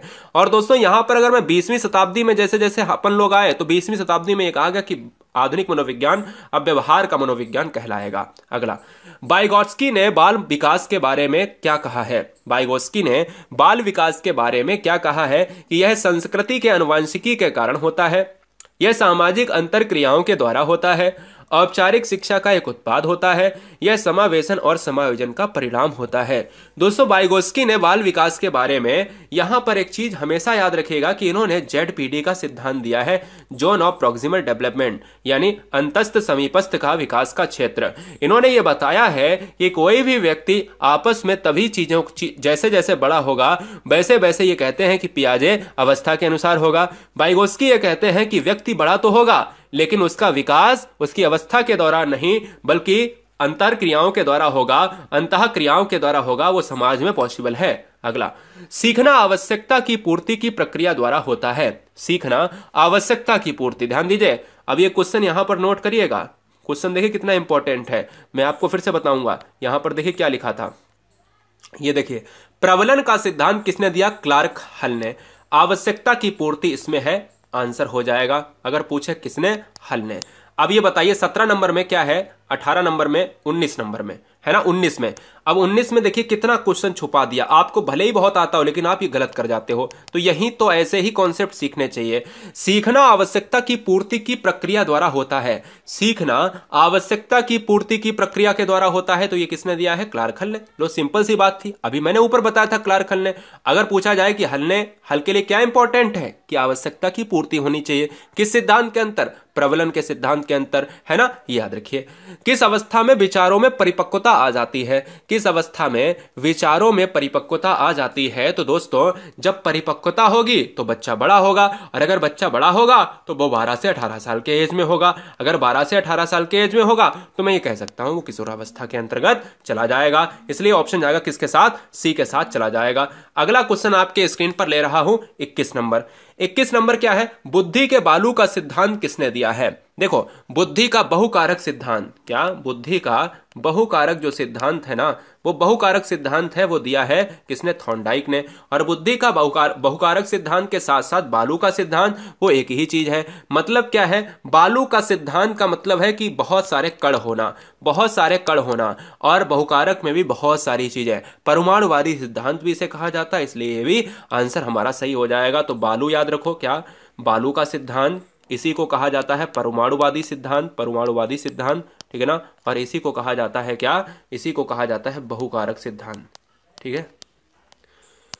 अगला, चूहों पर प्रयोग किसने किया? यदि पहली बार है तो चैनल को जरूर सब्सक्राइब करें, क्योंकि सिलेक्शन यहीं से निकलेगा। विश्वास पर दुनिया है, विश्वास पर दुनिया टिकी हुई है, सिलेक्शन यहीं से होगा। हर शेर नहीं, सब्सक्राइब कर ले।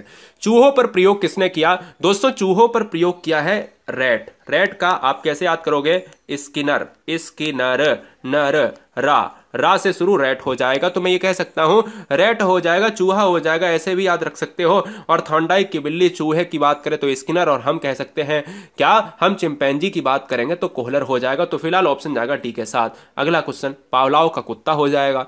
हार्वर्ड गार्डनर का बुद्धि का सिद्धांत किस बल पर आधारित है? तो हार्वर्ड गार्डनर का बुद्धि का सिद्धांत शिक्षार्थियों में अनुबंधित कौशल, सामान्य बुद्धि, विद्यालय में आवश्यक सामान्य योग्यताएं, प्रत्येक व्यक्ति की विलक्षण योग्यताएं। तो दोस्तों इस क्वेश्चन का जो राइट आंसर जाने वाला है वो प्रत्येक व्यक्ति की विलक्षण योग्यताओं के साथ ऑप्शन डी जाएगा। अगला, थॉर्नडाइक, गुथरी, पावलाव, स्किनर, ये चार चीजें आपको दिख रही हैं, चार मनोवैज्ञानिक साइकोलॉजिस्ट हैं। ये अधिगम की परिभाषा दी है, किसके, कौन से अधिगम पर परिभाषा दी है? तो दोस्तों मैं बता देना चाहता हूं कि इन्होंने मनोविज्ञान में ज्योतिष पर तो दी नहीं है, व्यवहार के आधार पर दी है, जिसमें अधिगम इंपॉर्टेंट है ये बताया है, और किस तरीके से प्राणी अधिगम या किस तरीके से प्राणी व्यवहार करता है अपनी स्थिति में। व्यक्ति के जन्म से परीक्षा देने के समय तक की आयु कहलाती है। व्यक्ति के जन्म से परीक्षा देने के समय तक की जो आयु है वो क्या कहलाती है? कमेंट कीजिएगा। तो दोस्तों यार देखिएगा, जन्म से परीक्षा, जन्म से का मतलब है परीक्षा देने का मतलब है यहाँ पर जैसे जैसे बच्चा आगे बढ़ता है उस समय की जो आयु कहलाती है। जब जन्म दिया है उसने तो उस समय की आयु और फिर आगे तक की आयु वो वास्तविक आयु कहलाएगी, है ना। हमारी रियल एज क्या है?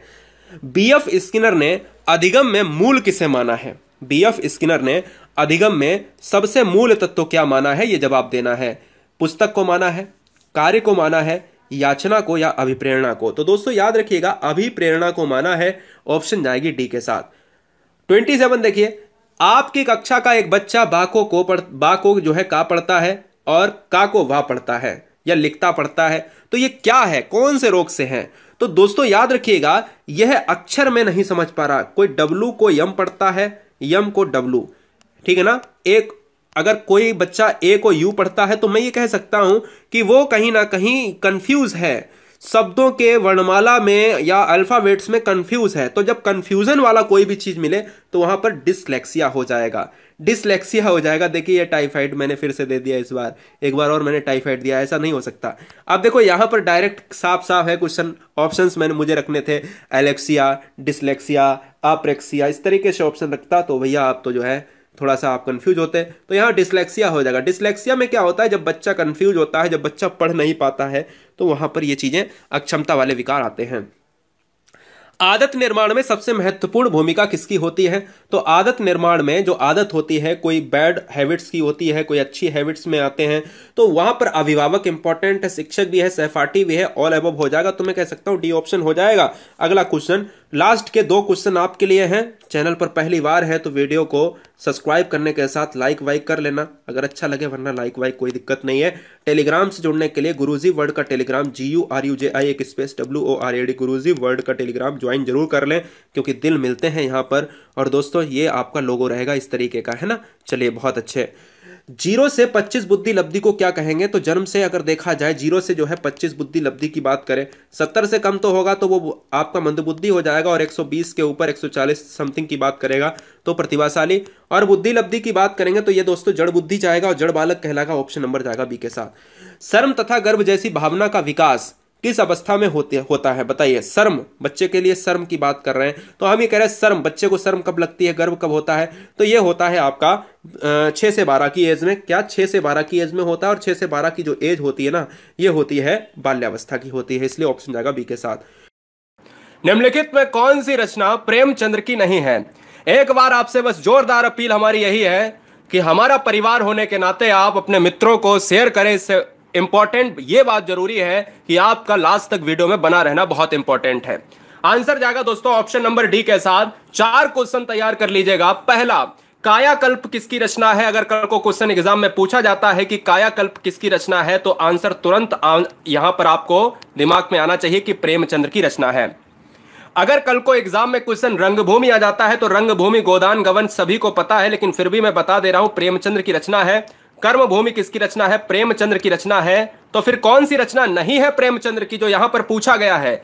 ध्रुव स्वामिनी प्रेमचंद्र की नहीं है दोस्तों। ध्रुव स्वामिनी बहुत प्रसिद्ध रचना है, जयशंकर प्रसाद की रचना है। जयशंकर प्रसाद की है, जो छायावाद के जनक कहे जाते हैं, इसलिए ऑप्शन जाएगा किसके साथ? डी के साथ जाएगा दोस्तों। सब्सक्राइब ठोके गाइस। इससे इंपॉर्टेंट यह है कि आप एक बार शेयर करें, मेरे कहने से रिकॉर्ड टूटने चाहिए। क्वेश्चन नंबर 2 स्क्रीन पर यह रहा। मिलते हैं 5 सेकेंड, जवाब दीजिएगा। क्वेश्चन नंबर 2 आपसे करा, किस क्रमांक में मूर्धन्य व्यंजन है? किस क्रमांक में मूर्धन्य व्यंजन है दोस्तों? आंसर कीजिएगा। कौन सा ऐसा ऑप्शन है जो मूर्धन्य व्यंजन की बात करेगा? दोस्तों यहां पर देखिए, का वर्ग, चा वर्ग, टा वर्ग और ता वर्ग और पा वर्ग में आप यहां टा वर्ग को देखते हो तो यह मूर्धा कहलाता है। और जब यह मूर्धा कहलाएगा तो यह टा वर्ग में टा ऑप्शन पहला ही है, यानी ऑप्शन डी हो जाएगा, यानी पहला या वर्ग यहां पर वर्ड हो जाता है। और ये का वाला जो है ये कंठ है, ये चा वाला तालु है, ये ता वाला दंते है, ये पा वाला ओष्ठ है, इसलिए मूर्धन्य बताना था, तो मूर्धा है टा। आंसर डी जाएगा। अगला क्वेश्चन अलंकार चैप्टर से है, हर चैप्टर को देखिएगा। तीसरा क्वेश्चन, तीसरा चैप्टर, फूल सी कोमल बच्ची हुई राख की ढेरी थी।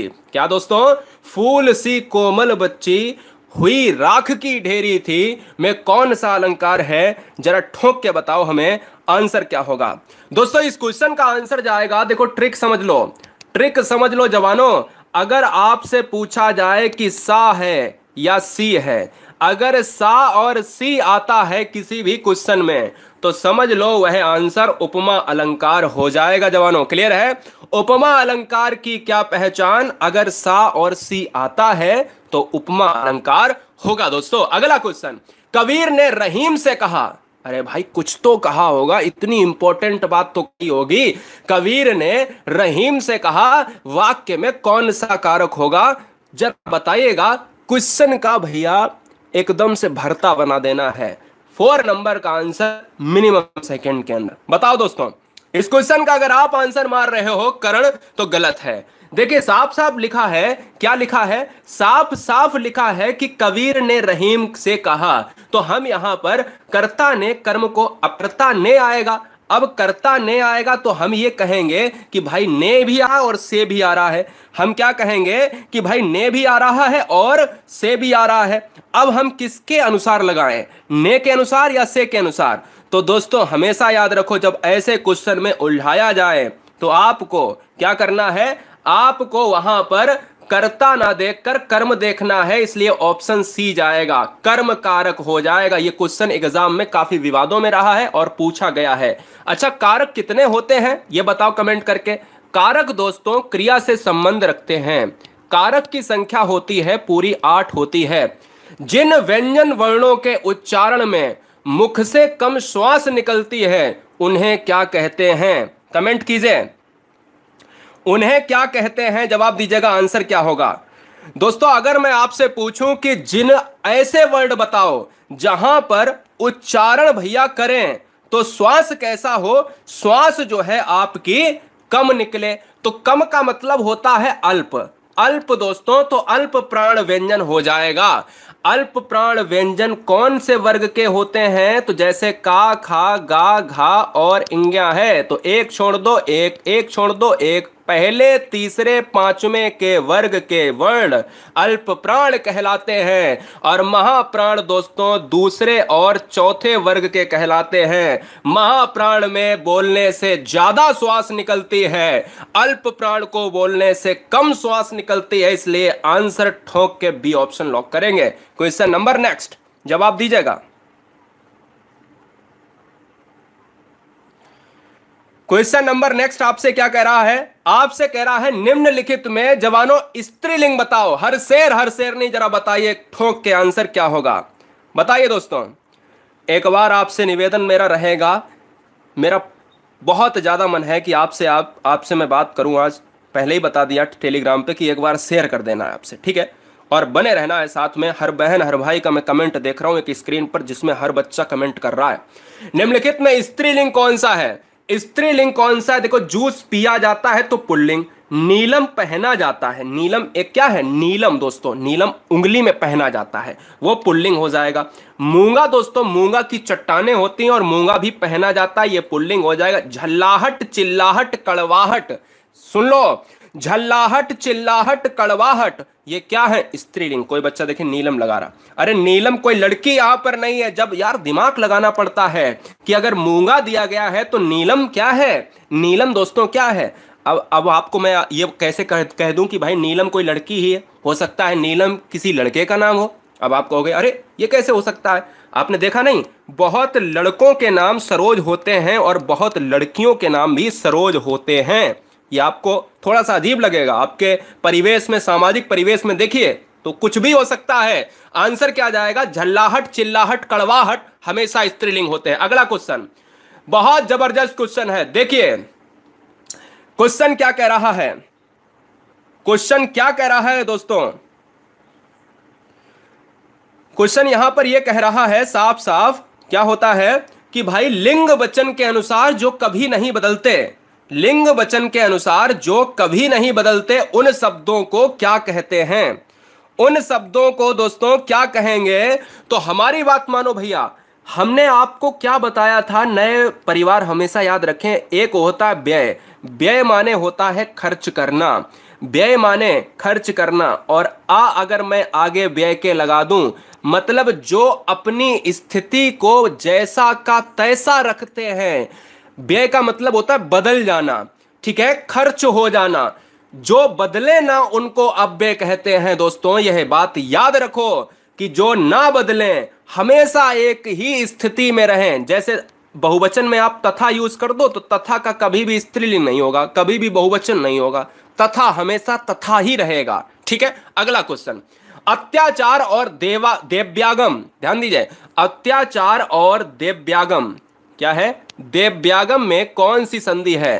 तो ट्रिक क्या है जवानों? ट्रिक ये देखो, हमेशा कोई भी कल को क्वेश्चन आ जाए, अगर वह या रा ला वा बहुत बार रटाया है, नए है तो सुन लो, अंतस्थ व्यंजन 4 होते हैं, ये यारा लावा।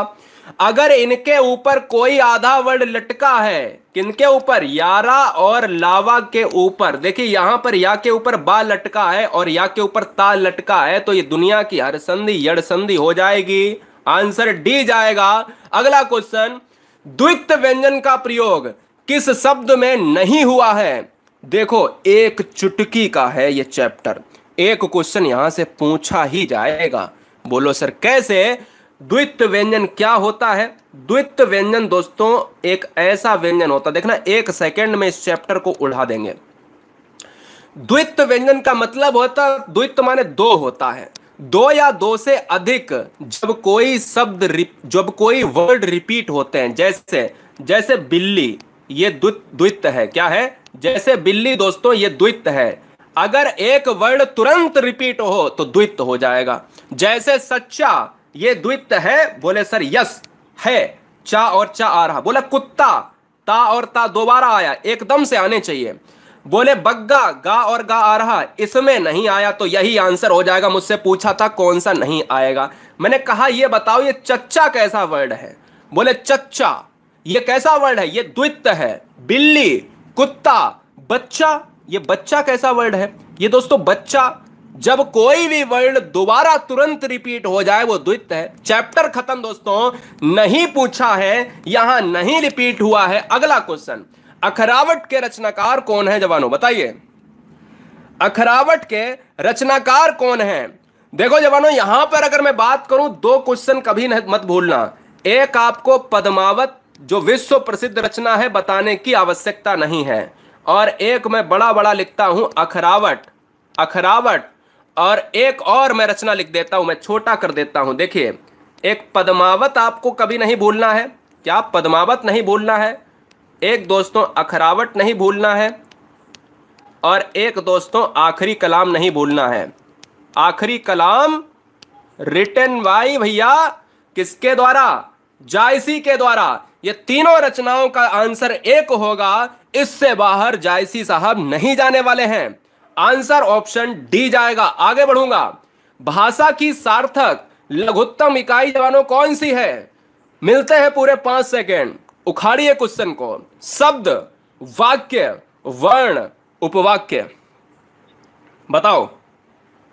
भाषा की सबसे छोटी इकाई यहां पर कौन सी हो जाएगी?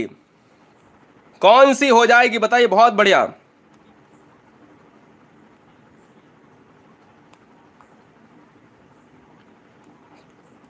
तो देखो भैया बहुत सिंपल सी बात है, बहुत सिंपल सी बात। समय समाप्त हो चुका। भाषा की सबसे छोटी इकाई जो होगी वो आप ये कहोगे सर वर्ण ही तो होगा, यानी वर्ण ही तो होगा। बोले सर कैसे वर्ण हो सकता है? क्या? बोले सर कैसे वर्ड हो सकता है? मैंने कहा यार वर्ड होगा या शब्द होगा? मैंने कहा वर्ड नहीं होगा, शब्द होगा। बोले सर कैसे? मैंने कहा समझो तो, आप कुछ सी मार रहे हो और कुछ ए मार रहे हो। शब्द इसलिए हो जाएगा क्योंकि भाषा लिखा है, भाषा के लिए वर्ड नहीं है, भाषा के लिए शब्द है। शब्द क्यों इंपॉर्टेंट है? क्योंकि शब्दों से ही भाषा चलने वाली है, इसलिए यहां पर ए आंसर हो जाएगा। वह दूसरा क्वेश्चन होता है जब हम कहते हैं वर्ड, फिर मैं कहता हूं एक सार्थक इकाई इससे भी छोटी जिसको हम कहते हैं ध्वनि। यहां पर भाषा जब पूछे तो शब्द होगा। यह पूरा क्लियर, आप आंसर जान लीजिएगा। 12 नंबर से आपके 2 से 3 क्वेश्चन मैं आपसे स्वयं पूछूंगा जिसका जवाब आपको देना पड़ेगा।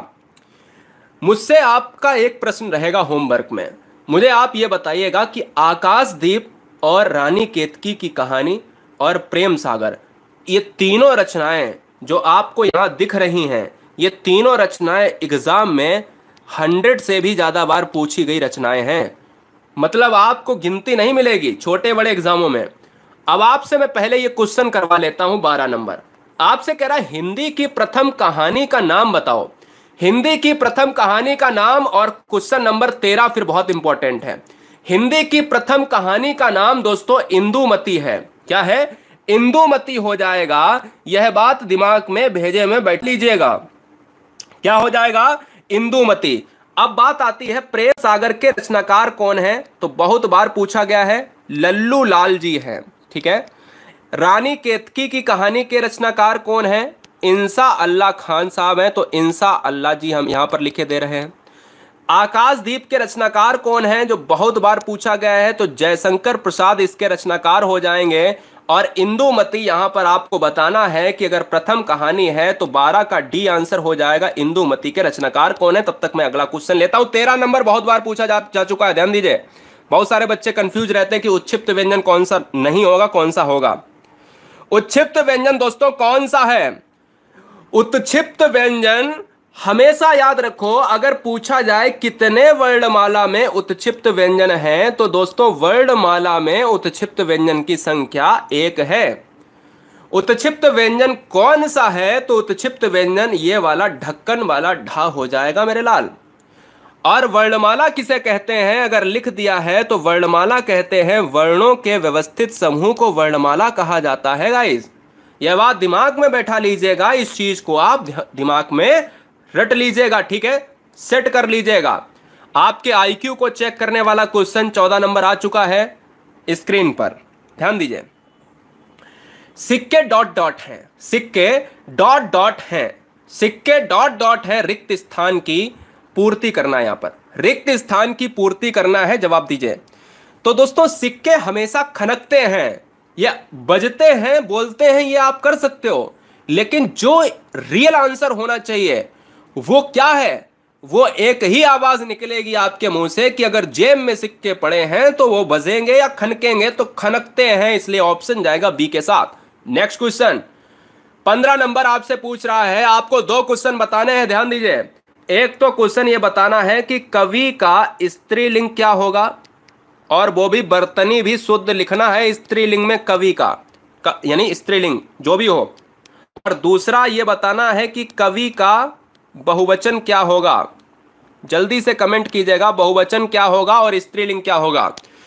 तो दोस्तों यहां पर कवि का सही बहुवचन जो आंसर होगा वो कविगण हो जाएगा, ठीक है। कविगण आंसर बिल्कुल सटीक है, परेशान ना हो, किताबों में बहुत तरीके के पॉइंट मिलेंगे। एनसीईआरटी आंसर कवि का सही बहुवचन में कविगण है। अब बात यहां पर फंस जाती है कि कवि का स्त्रीलिंग क्या होगा। तो दोस्तों कवि का स्त्रीलिंग होगा कवयित्री, ये वाला शुद्ध वर्तनी है, कवित्री कवि नहीं होता है। बहुत सारे बच्चे ये कवित्री लिख देते हैं, ये वाला ये गलत है, आंसर कवयित्री होता है, ऑप्शन जाएगा बी के साथ। 16 नंबर देखो, राहुल अपने घर से अजय के घर गया, इस वाक्य में से कौन सा कारक लेकर आता है? कौन सा कारक लेकर आता है जवानों, यहां पर आपको बताना होगा। दोस्तों यहां पर अगर मैं बात करूं कि राहुल अपने घर से अजय के घर गया, मैंने कई आपको एग्जाम्पल बताए कि यह राहुल का घर है, यह अजय का घर है, ये वहां प्रस्थान करके अपने घर को छोड़ दिया है। और से के लिए अगर मैं छोड़ने की बात करता हूं, जब छोड़ने की बात होगी दोस्तों, तो से अपादान कारक को लेकर आएगा, क्योंकि से हमेशा यूज होता है अलगाव के लिए। अगला क्वेश्चन, वर्तनी की दृष्टि से शुद्ध वाक्य कौन सा है? शुद्ध शब्द लिख लेना, यहां पर शुद्ध शब्द कौन सा है बताइए, बताइए यहां पर आंसर क्या होगा। कैसे हैं आप सभी? बहुत अच्छे, क्या बात है। हरकेश, अयांश, अनुभव, रुचि बहुत बढ़िया, विद्योत्मा, रूपा, नया, क्या बात है, जबरदस्त। बिट्टू पांडे बहुत जबरदस्त। क्वेश्चन 17 नंबर बताइए, वर्तनी की दृष्टि से, एक एक बच्चे के कमेंट पर नजर है, कोई भी हिलेगा नहीं। अभिराम शब्द सही हो जाएगा, 17 का डी हो जाएगा। अगला, किस क्रम में ऊष्म व्यंजन नहीं है? कौन सा ऐसा ऑप्शन ऊष्म व्यंजन नहीं है? जवाब दीजिए, कौन सा ऐसा ऑप्शन है दोस्तों ऊष्म व्यंजन नहीं है? बहुत अच्छे। तो ऊष्म व्यंजन की संख्या अगर मैं आपसे पूछूं कितनी है, तो आप कहोगे कि सर ऊष्म व्यंजन की संख्या है 4। कौन कौन से होते हैं? एक सा, एक ये वाला सा और एक हा।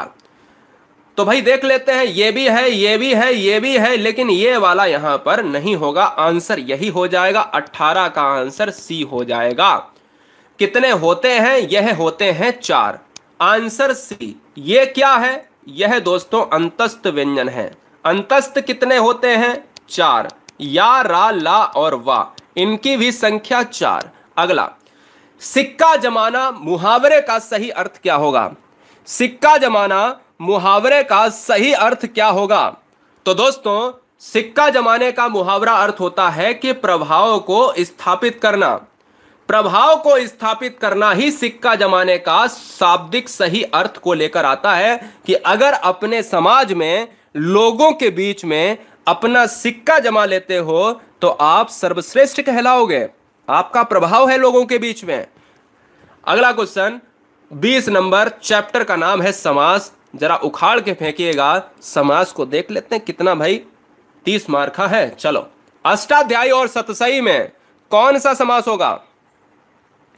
अष्टाध्यायी और सतसई में कौन सा समास होगा?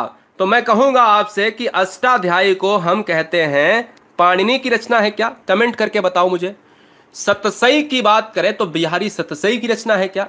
कमेंट करके बताओ, जल्दी से कमेंट करो कि अष्टाध्यायी किसकी रचना है। साथ ही साथ मैं आपसे बोलूं कि भाई देखो यहां पर क्या चला जाएगा, यहां पर जो आंसर जाएगा वो ऑप्शन नंबर दिगु जाएगा। क्या?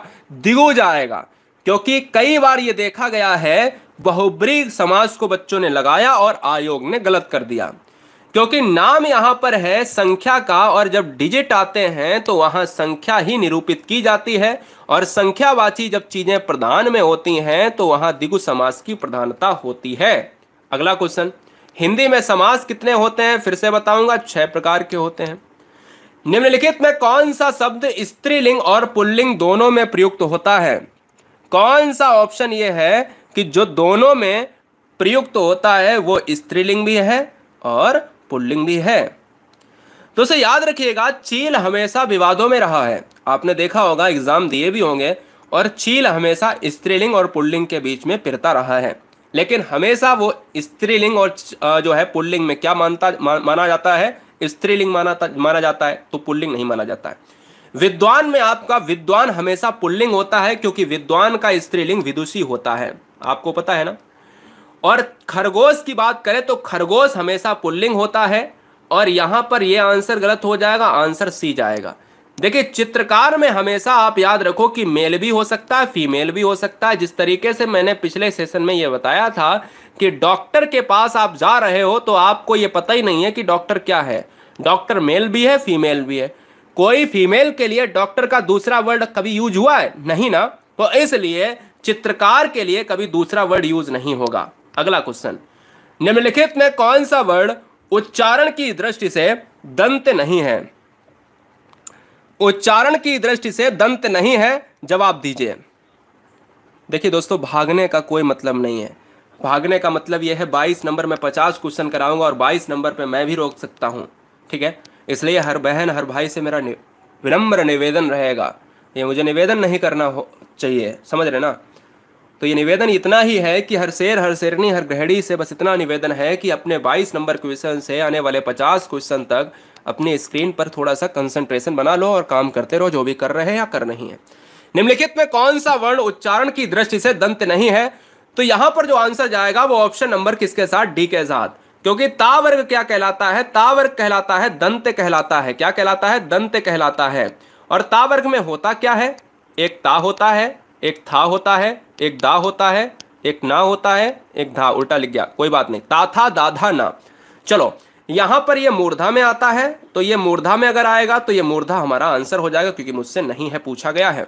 अगला, यस इच्छा शब्द में संधि विच्छेद आपको बताना है कि यस इच्छा में कौन सी संधि है, कमेंट कीजिए।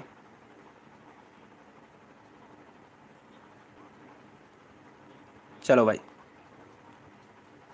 अगला क्वेश्चन आपके स्क्रीन पर ही रहा।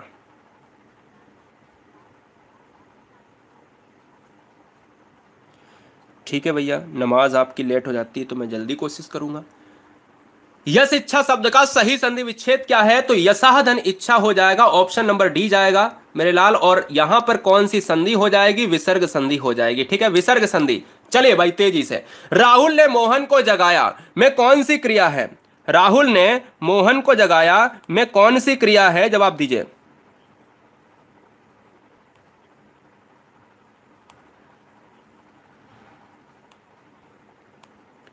भाई देखिएगा, अगर मैं आपसे पूछूं यहां पर एक क्रिया को, एक चैप्टर को खत्म कर देता हूं मिनिमम 5 सेकंड के अंदर। देखिए ध्यान दीजिएगा, इस चैप्टर को तुरंत खत्म करना चाहिए। अगर कल को एग्जाम में क्वेश्चन आए तो आप कोई शिकायत हमसे ना कर पाओ। अगर कोई भी कार्य किसी दूसरे से करवाया जा रहा है तो तुरंत आंसर, कुछ सोचना ही नहीं है, वहां पर प्रेरणार्थक क्रिया मार के चले आना है। क्लियर है? प्रेरणार्थक क्रिया क्या है? प्रेरणार्थक क्रिया वो दोस्तों है क्रिया जहां पर स्वयं कार्य ना करो। राहुल स्वयं नहीं जा रहा, राहुल ने मोहन को जगवाया, किसी से जगवाया है, तो इसलिए वहां पर आंसर ए जाएगा। अगला क्वेश्चन, किस भाव की परिपक्व अवस्था को रस कहा जाता है?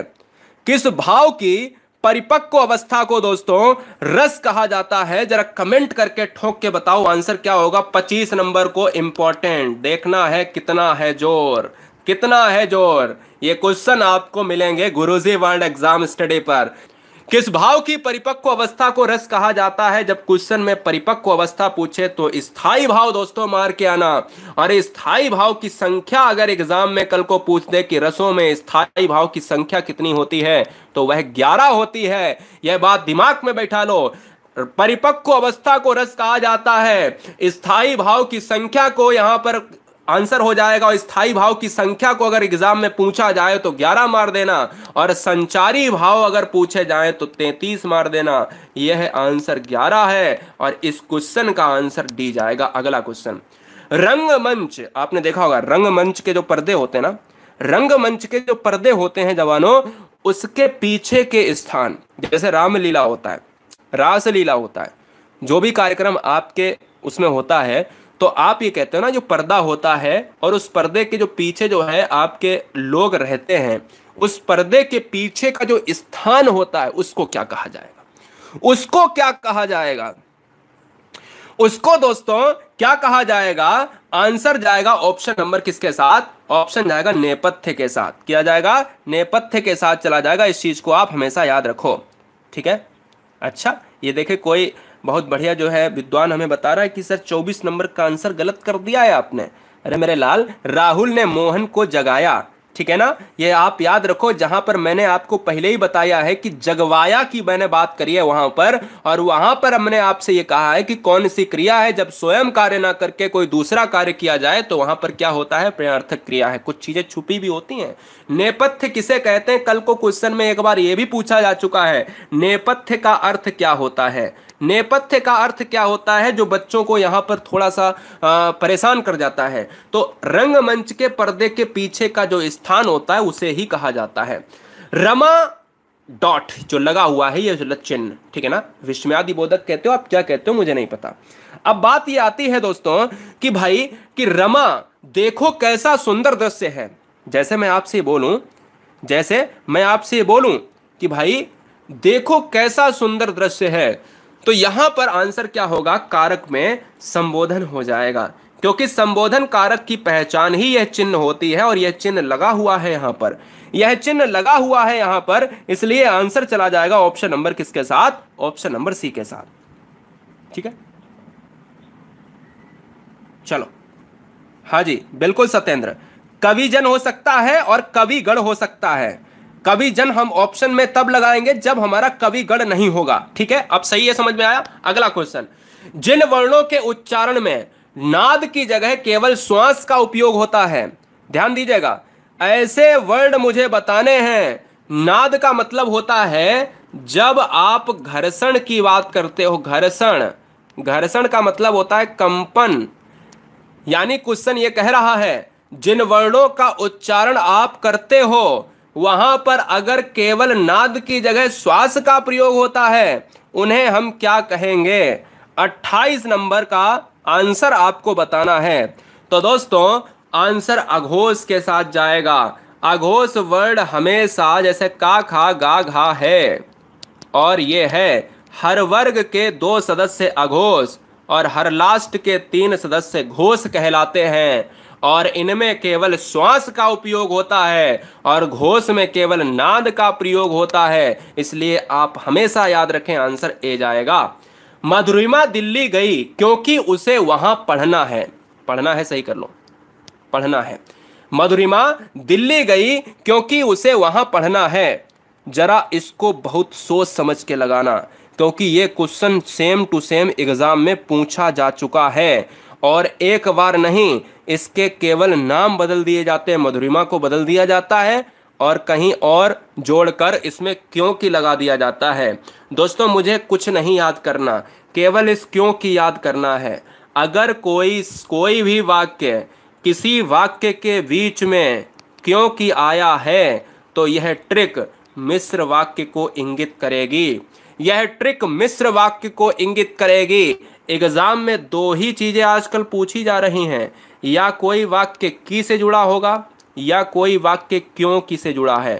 अगर की से जुड़ा है तो भी मिश्र वाक्य, अगर क्यों की से जुड़ा है तो भी मिश्र वाक्य। आंसर सी चला जाएगा। अगला, जजमान तद्भव शब्द का तत्सम क्या होगा। जजमान एक तद्भव शब्द है, इसका तत्सम जवानों बताना है। जजमान का यजमान होता है, बोले यजमान आ जाएं। जब आपके यहाँ यज्ञ होता है, जब आपके यहाँ हवन होता है, या आप किसी भी चीज को पढ़ते हो तो उसमें इस वर्ड का कहीं ना कहीं प्रयोजन मिलता ही मिलता है। क्वेश्चन 31 है आपके लिए, बहुत जबरदस्त क्वेश्चन और साहित्य का लिया है। देखते हैं क्या आप ठोक पाओगे। ठंडा लोहा, देशांतर, निम्न रचनाएं किसकी हैं। ठंडा लोहा और देशांतर निम्न रचनाएं किसकी हैं। तो आप याद रखो, आप याद रखो, आपसे दो क्वेश्चन पूछेगा। अगर आपने ठंडा लोहा किसकी मार दी, धर्मवीर भारती की मार दी, तो मजा ही आ जाने वाला है दोस्तों। धर्मवीर भारती जो है इस क्वेश्चन का राइट आंसर हो जाएगा। सूरज का सातवां घोड़ा किसकी रचना है। अच्छा कमेंट करके बताओ। देशांतर, देशों के बीच का अंतर, ये क्या है, ये भी एक रचना है, धर्मवीर भारती की रचना है। महादेवी वर्मा, देखिए महादेवी वर्मा को आधुनिक युग की मीरा कहा जाता है, क्रांतिकारी कवि निराला को कहा जाता है और इनको हिंदी का महाप्राण भी कहा जाता है। जयशंकर प्रसाद को छायावाद का जनक भी कहा जाता है। इस क्वेश्चन का आंसर किसके साथ, धर्मवीर भारती के साथ जाएगा। अगला क्वेश्चन स्क्रीन पर यह रहा, हिंदी गद्य का सर्वप्रथम युग किसे माना जाता है। हिंदी गद्य का सर्वप्रथम युग किसे माना जाता है। और एक क्वेश्चन आपसे मैं पूछूंगा, द्विवेदी युग का नामकरण किसके ऊपर हुआ है। द्विवेदी युग का नामकरण किनके नाम के ऊपर हुआ है बताओ। ऑप्शन ए हजारी प्रसाद द्विवेदी, हजारी प्रसाद, और ऑप्शन बी महावीर प्रसाद। रटाया हुआ है। द्विवेदी युग में दोनों द्विवेदी हैं। महावीर प्रसाद द्विवेदी युग के, यहां पर महावीर प्रसाद द्विवेदी के नाम के ऊपर द्विवेदी युग का नामकरण हुआ है। हिंदी गद्य का सर्वप्रथम युग किसे माना जाता है, तो भारतेंद्र युग को माना जाता है। दोनों क्वेश्चन अलग थे, अब जिन्होंने द्विवेदी युग मारने लगे हैं वो गलत हो जाएंगे। ऑप्शन ए जाएगा, याद कर लो, रट लो, दोनों क्वेश्चन को बता दिया है। वर्ण किसे कहते हैं, जवाब दीजिए। वर्ण दोस्तों किसे कहते हैं, कमेंट करो। देखिए दोस्तों यहां पर अगर मैं बात करूं वर्ण किसे कहते हैं, ध्वनि को कहेंगे क्या वर्ण, वर्ण क्या ध्वनि को कहेंगे या शब्द को कहेंगे या फिर छंद को कहेंगे बताओ। क्या ध्वनि को कह सकते हैं, आप कहोगे सर बिल्कुल कह सकते हैं, क्योंकि वर्ण जो है ना वो ध्वनि से ही कहीं ना कहीं मिलकर बनता है। तो आंसर किसके साथ भैया मारेंगे, आंसर हम मारेंगे ऑप्शन नंबर ध्वनि के साथ, ए के साथ। भाई वर्ण जो है ना ये ध्वनि सबसे छोटी इकाई, वर्ण बनेगा फिर शब्द बनेगा, है ना, तो वर्ण की बात करेंगे ध्वनि। अगला क्वेश्चन, अनुनासिक का संबंध किससे होता है। अनुनासिक का संबंध किससे होता है। अनुनासिक का संबंध किससे होता है, तो अनुनासिक, आपने देखा होगा कि जब हम अनुनासिक की बात करते हैं तो यह पांचवें वर्ग के सभी अक्षरों को लिया जाता है और पंच वर्ग में नाक और मुंह दोनों का सहारा लिया जाता है, उन्हीं को अनुनासिक कहा जाता है। आंसर जाएगा सी के साथ दोस्तों, 34 का सी हो जाएगा। कोई बात समझने वाली सीखने वाली है ही नहीं।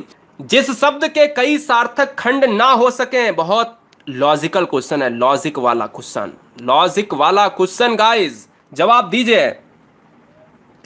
लॉजिक वाला क्वेश्चन ब्रिलियंट बच्चों के लिए, ब्रिलियंट वाला क्वेश्चन। दोस्तों इस क्वेश्चन का जो आंसर जाने वाला है कि सार्थक खंड ना हो सके, वो दोस्तों होता है रूढ़ शब्द, रूढ़ होता है। अगर क्वेश्चन को बदल दें, ये करते हैं। अब बताओ आंसर क्या होगा, अब बताओ आंसर क्या होगा। बहुत कुछ आता है आपको। मैंने अब कर दिया है क्वेश्चन में कि जिस शब्द के कई सार्थक खंड हो सकें। देखिए क्वेश्चन बदल गया है। जब क्वेश्चन ऐसा हो तो आपको आंसर यौगिक लगाना है। जैसे विद्यालय, इसका खंड हो जाएगा। और जब क्वेश्चन में खंड ना हो सके, जैसे कान, जैसे पुस्तक, इसको संधि विच्छेद में नहीं तोड़ सकते तो वो रूढ़ हो जाएगा। अब ये ना पूछ रहा है तो आंसर जाएगा बी के साथ। अगला, धनी का विलोम शब्द क्या होगा। धनी का विलोम शब्द क्या होगा, कमेंट कीजिए दोस्तों। धनी का विलोम शब्द क्या हो जाएगा, निर्धन हो जाएगा। और निर्धन दोस्तों किंचन भी कहलाता है, किंचन, ठीक है, किंचन। और अगला क्वेश्चन आपके स्क्रीन पर 37 नंबर, जरा समास को देख लेते हैं। समास से क्वेश्चन क्या बन सकता है। जलमग्न और पाठशाला दोनों क्वेश्चन लिए हैं। जलमग्न में कौन सा समास है और पाठशाला में कौन सा समास होगा। जलमग्न में कौन सा समास है और पाठशाला में कौन सा समास है, तो आंसर ऐसे नहीं मिलेगा। जल में मग्न, जहां में आएगा वहां तत्पुरुष आएगा, ठीक है ना। अधिकरण तत्पुरुष नाम सुना है वीरों, तो तत्पुरुष आ जाएगा। पाठशाला, पाठ की शाला, काकी के रारी रे आता है संबंध में, लेकिन के की बात कर सकते हैं तो हम यहां पर कह सकते हैं तत्पुरुष, क्योंकि जल में मग्न कोई वस्तु है तत्पुरुष लेकर आएगा ही आएगा। 38 नंबर एक नए युग का क्वेश्चन आप सभी वीरों के लिए, आप सभी झांसी वाली रानियों के लिए। थोड़ा सा दिमाग लगाओ। दो क्वेश्चन आपसे पूछूंगा, आपसे दो क्वेश्चन मैं पूछूंगा। क्या है, जल्दी से बताइए। दो क्वेश्चन आपसे मैं पूछूंगा। एक क्वेश्चन आपसे मैंने ये पूछा है कि युगधारा किसकी रचना है। युगधारा, युगधारा किसकी रचना है।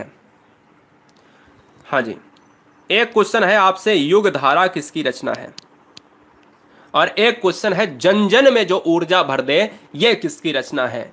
तो दोस्तों यहां पर युगधारा कैसे याद करोगे, जो युगों युगों से चला आ रहा, युगों युगों से। कौन बात करता है ऐसी, अर्जुन बात करते थे, कृष्ण और अर्जुन बात करते थे। जो युगों युगों से चला आ रहा अर्जुन, अर्जुन को लगाएंगे। जन जन में ऊर्जा भर दे, जन जन में ऊर्जा भर दे, नाम अर्जुन ही रहेगा। ऐसे ट्रिकी वे में आपको याद कर लेना है। दोनों रचनाएं अर्जुन की हैं, यानी नागार्जुन की।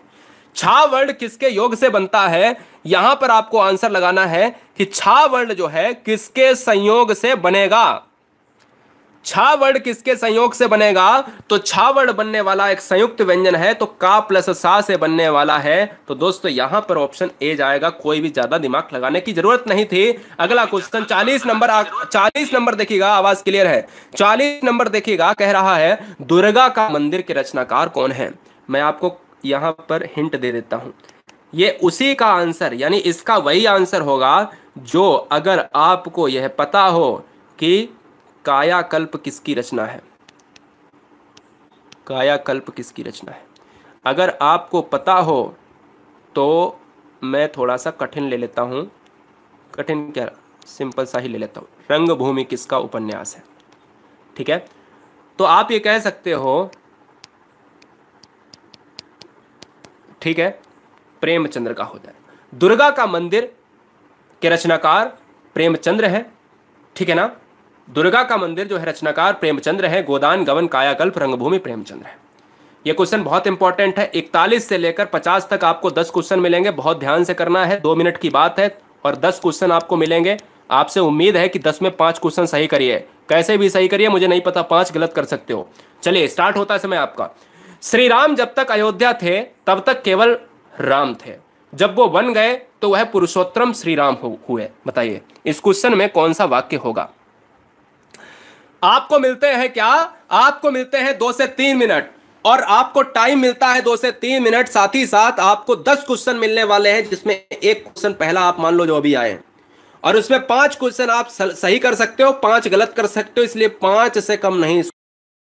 ऐसा अगर क्वेश्चन आए तो ट्रिक हमेशा याद करो अपने दिमाग में कि देखिए क्वेश्चन में जब भी पेयर वाले वर्ड आए, पेयरिंग वर्ड, जब तक तब तक, ऐसा वैसा, ऐसा तैसा, जैसा तैसा, ये वाक्य हैं तो वो मिश्रित वाक्य हैं। मिश्रित वाक्य की क्या पहचान? यदि अगर की आएगा बीच में, अगर किसी वाक्य में अगर की आएगा, अगर किसी वाक्य में क्योंकि आएगा, अगर किसी वाक्य में पेयरिंग वर्ड आएगा, पेयरिंग वर्ड आएगा यानी पेयर वाले आएंगे, जब तक तब तक, ऐसा वैसा, जिसकी उसकी, है ना। तो ये जैसे क्वेश्चन नहीं कर देता, जब तक मैं आ ना जाऊं तब तक तुम जाना मत, बताइए वाक्य कौन सा होगा? तो मिश्रित वाक्य हो जाएगा। अगला क्वेश्चन, जय पराजय में कौन सा समास होगा? जय पराजय में कौन सा समास होगा? जय पराजय में कौन सा समास होगा? तो जय और पराजय जहां पर दोनों पद प्रधान हो। क्वेश्चन में कल को आ सकता है कि दोनों पद प्रधान होने वाला समास कौन सा है, बताओ। दोनों पद जिसमें प्रधान होते हैं वो द्वंद्व समास होता है। इस चीज पर आप गौर करें। जय पराजय, अगर मैं क्वेश्चन आपसे ये कह दूं कि बताइएगा कि जय और जय में कौन सा समास है, आप बताओ जय और जय में कौन सा समास है? कोई मुझे बताएगा? कमेंट करेगा कोई? जय और जय में कौन सा समास है? नहीं करेगा। मुझे पता है, जो पढ़ा होगा वो करेगा। देखो, कभी भी इस डैश को देखकर द्वंद्व मत लगा देना, ये गलती कभी मत करना। द्वंद्व तभी हो सकता है जब ये डैश लगा होगा, संयोजक चिन्ह भी लगा होगा और आपस में विलोम होगा, तभी द्वंद्व होगा। और अगर मैं कह दूं कि जय और जय में कौन सा समास है दोस्तों, तो तुरंत यह अव्ययी भाव हो जाएगा। जब सेम वर्ड हो, जब दोस्तों सेम वर्ड हो, ध्यान दीजिएगा, जब सेम वर्ड हो तो वहां पर अव्ययी भाव हो जाएगा, अव्ययी भाव। और जब सेम वर्ड ना होकर विलोम हो, जैसे जय पराजय है, तो वहां पर द्वंद्व हो जाएगा। मेरी बात क्लियर है? मेरी बात क्लियर हुई कि नहीं? जी हो गई। एक और एग्जांपल दे दूं। मैंने कहा रात दिन में कौन सा समास है, द्वंद्व हो जाएगा। मैंने कहा दिन और दिन में कौन सा समास है, अव्ययी भाव हो जाएगा। मैंने दिन दिन पढ़ाई की, मैंने रात दिन पढ़ाई की, जब रात दिन पढ़ाई की तो द्वंद्व हो जाएगा। और दिन दिन करी तो अव्ययी हो जाएगा। सेम वर्ड अव्ययी और उल्टे वर्ड द्वंद्व। इतना दिमाग में कॉन्सेप्ट रखो और बहुत बढ़िया। चलिए, गुलाब को संस्कृत में क्या कहते हैं? गुलाब को संस्कृत में क्या कहते हैं?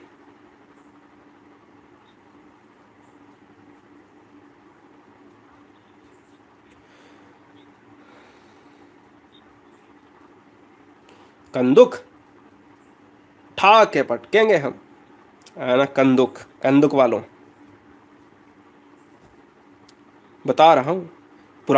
पुराने बच्चों से तो बड़ा एकदम से ऐसा लगता है उसकी जो है, क्या मैं टीएमटी वाली सरिया उठाऊं मैं? देखो यार, कितना मैं बाप को बताया हूं यार। कंदुक माने होता है गेंद और घटिका माने होता है घंटी, है ना। और स्थल पदम माने होता है गुलाब,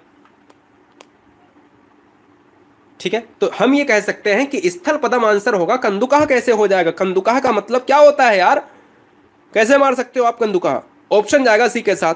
चलिए अगला क्वेश्चन, कौन सा शब्द स्त्रीलिंग है?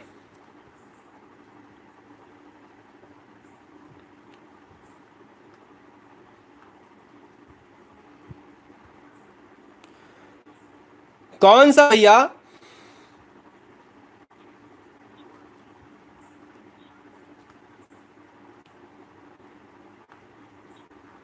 जी हाँ, कौन सा शब्द स्त्रीलिंग है? दुख दोस्तों होता है पी, लगाव होता है पी, पहले लगाव होता है फिर दुख होता है ना। यही तो होता है आजकल। और फिर उसमें चलता है नाटक, पहले लगाव हुआ फिर नाटक हुआ फिर दुख होता है, फिर ब्रेकअप होता है, फिर पी हो जाएंगे, ये पुल्लिंग हो जाएंगे। फिर इच्छा, कोई चीज़ की इच्छा है, बोले क्या कि मेरी इच्छा है मुझे घड़ी दिलवाओ, तुरंत दुख होगा, तुरंत ब्रेकअप होगा। यहाँ पर ऑप्शन जाएगा डी के साथ। मस्ती मस्ती में इस क्वेश्चन को कर लिया है, ये स्त्रीलिंग हो जाएगा। स्त्रीलिंग बताना था। अगला क्वेश्चन, निम्नलिखित में ओष्ठ ध्वनि आपको बताना है।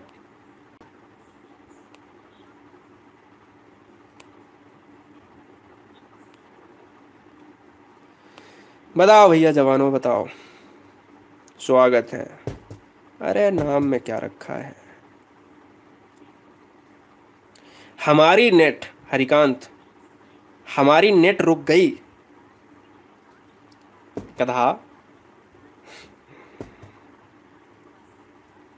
फीमेल पढ़ रही है हरिकांत के नाम से, तो भैया माफ़ी चाहेंगे। भैया स्त्रीलिंग पढ़ा रहे हैं, हमारा नेट रुक गया, नेट रुक गया है। ठीक है, चलो अगला क्वेश्चन कह रहा है निम्नलिखित में ओष्ठ ध्वनि है दोस्तों। तो ओष्ठ का मतलब है जिससे आप कहीं ना कहीं ओठों का आकार देखिए। ओष्ठ में क्या आता है? पा आता है, पा वर्ग। और अगर पा वर्ग आता है तो पा फा बा भा मा, यही है ना। और इसमें आ रहा है बा। Answer option B. Answer option number B के साथ चला जाएगा। ठीक है, ऑप्शन नंबर बी के साथ चला जाएगा। ठीक है, चलिए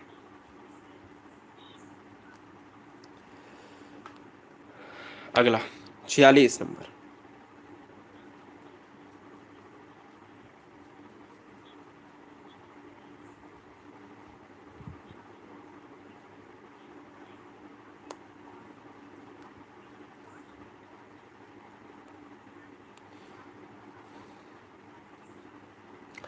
निम्नलिखित में कौन सा यौगिक शब्द है, बताइएगा।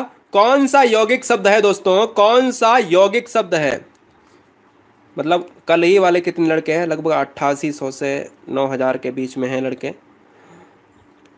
मुझे ये उम्मीद थी कि आज आप रिकॉर्ड तोड़वा दोगे। चलो कोई नहीं। तो इस क्वेश्चन का जो राइट आंसर जाएगा वो ऑप्शन नंबर ए के साथ चला जाएगा। यौगिक शब्द दोस्तों उसे कहते हैं जिसका संधि विच्छेद हो जाता है। पुस्तक का संधि विच्छेद होगा नहीं, लेखक का होगा नहीं, योगी का होगा नहीं। ये तीनों शब्द किसके साथ जाएंगे? रूढ़ के साथ। और मृगराज में मृग धनराज हो जाएगा। अगला क्वेश्चन 47 नंबर।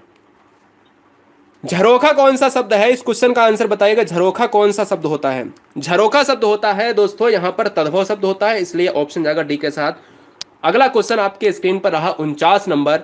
गलत मत करना, आपसे उम्मीद है। ग्रीवा का अर्थ क्या होता है? कमेंट कीजिएगा। ग्रीवा का अर्थ क्या होता है? ग्रीवा का अर्थ होता है गर्दन। ऑप्शन जाएगा सी के साथ। 49 का सी आंसर लॉक हो जाएगा। नेक्स्ट वन, ये रहा आपके लिए होमवर्क का क्वेश्चन।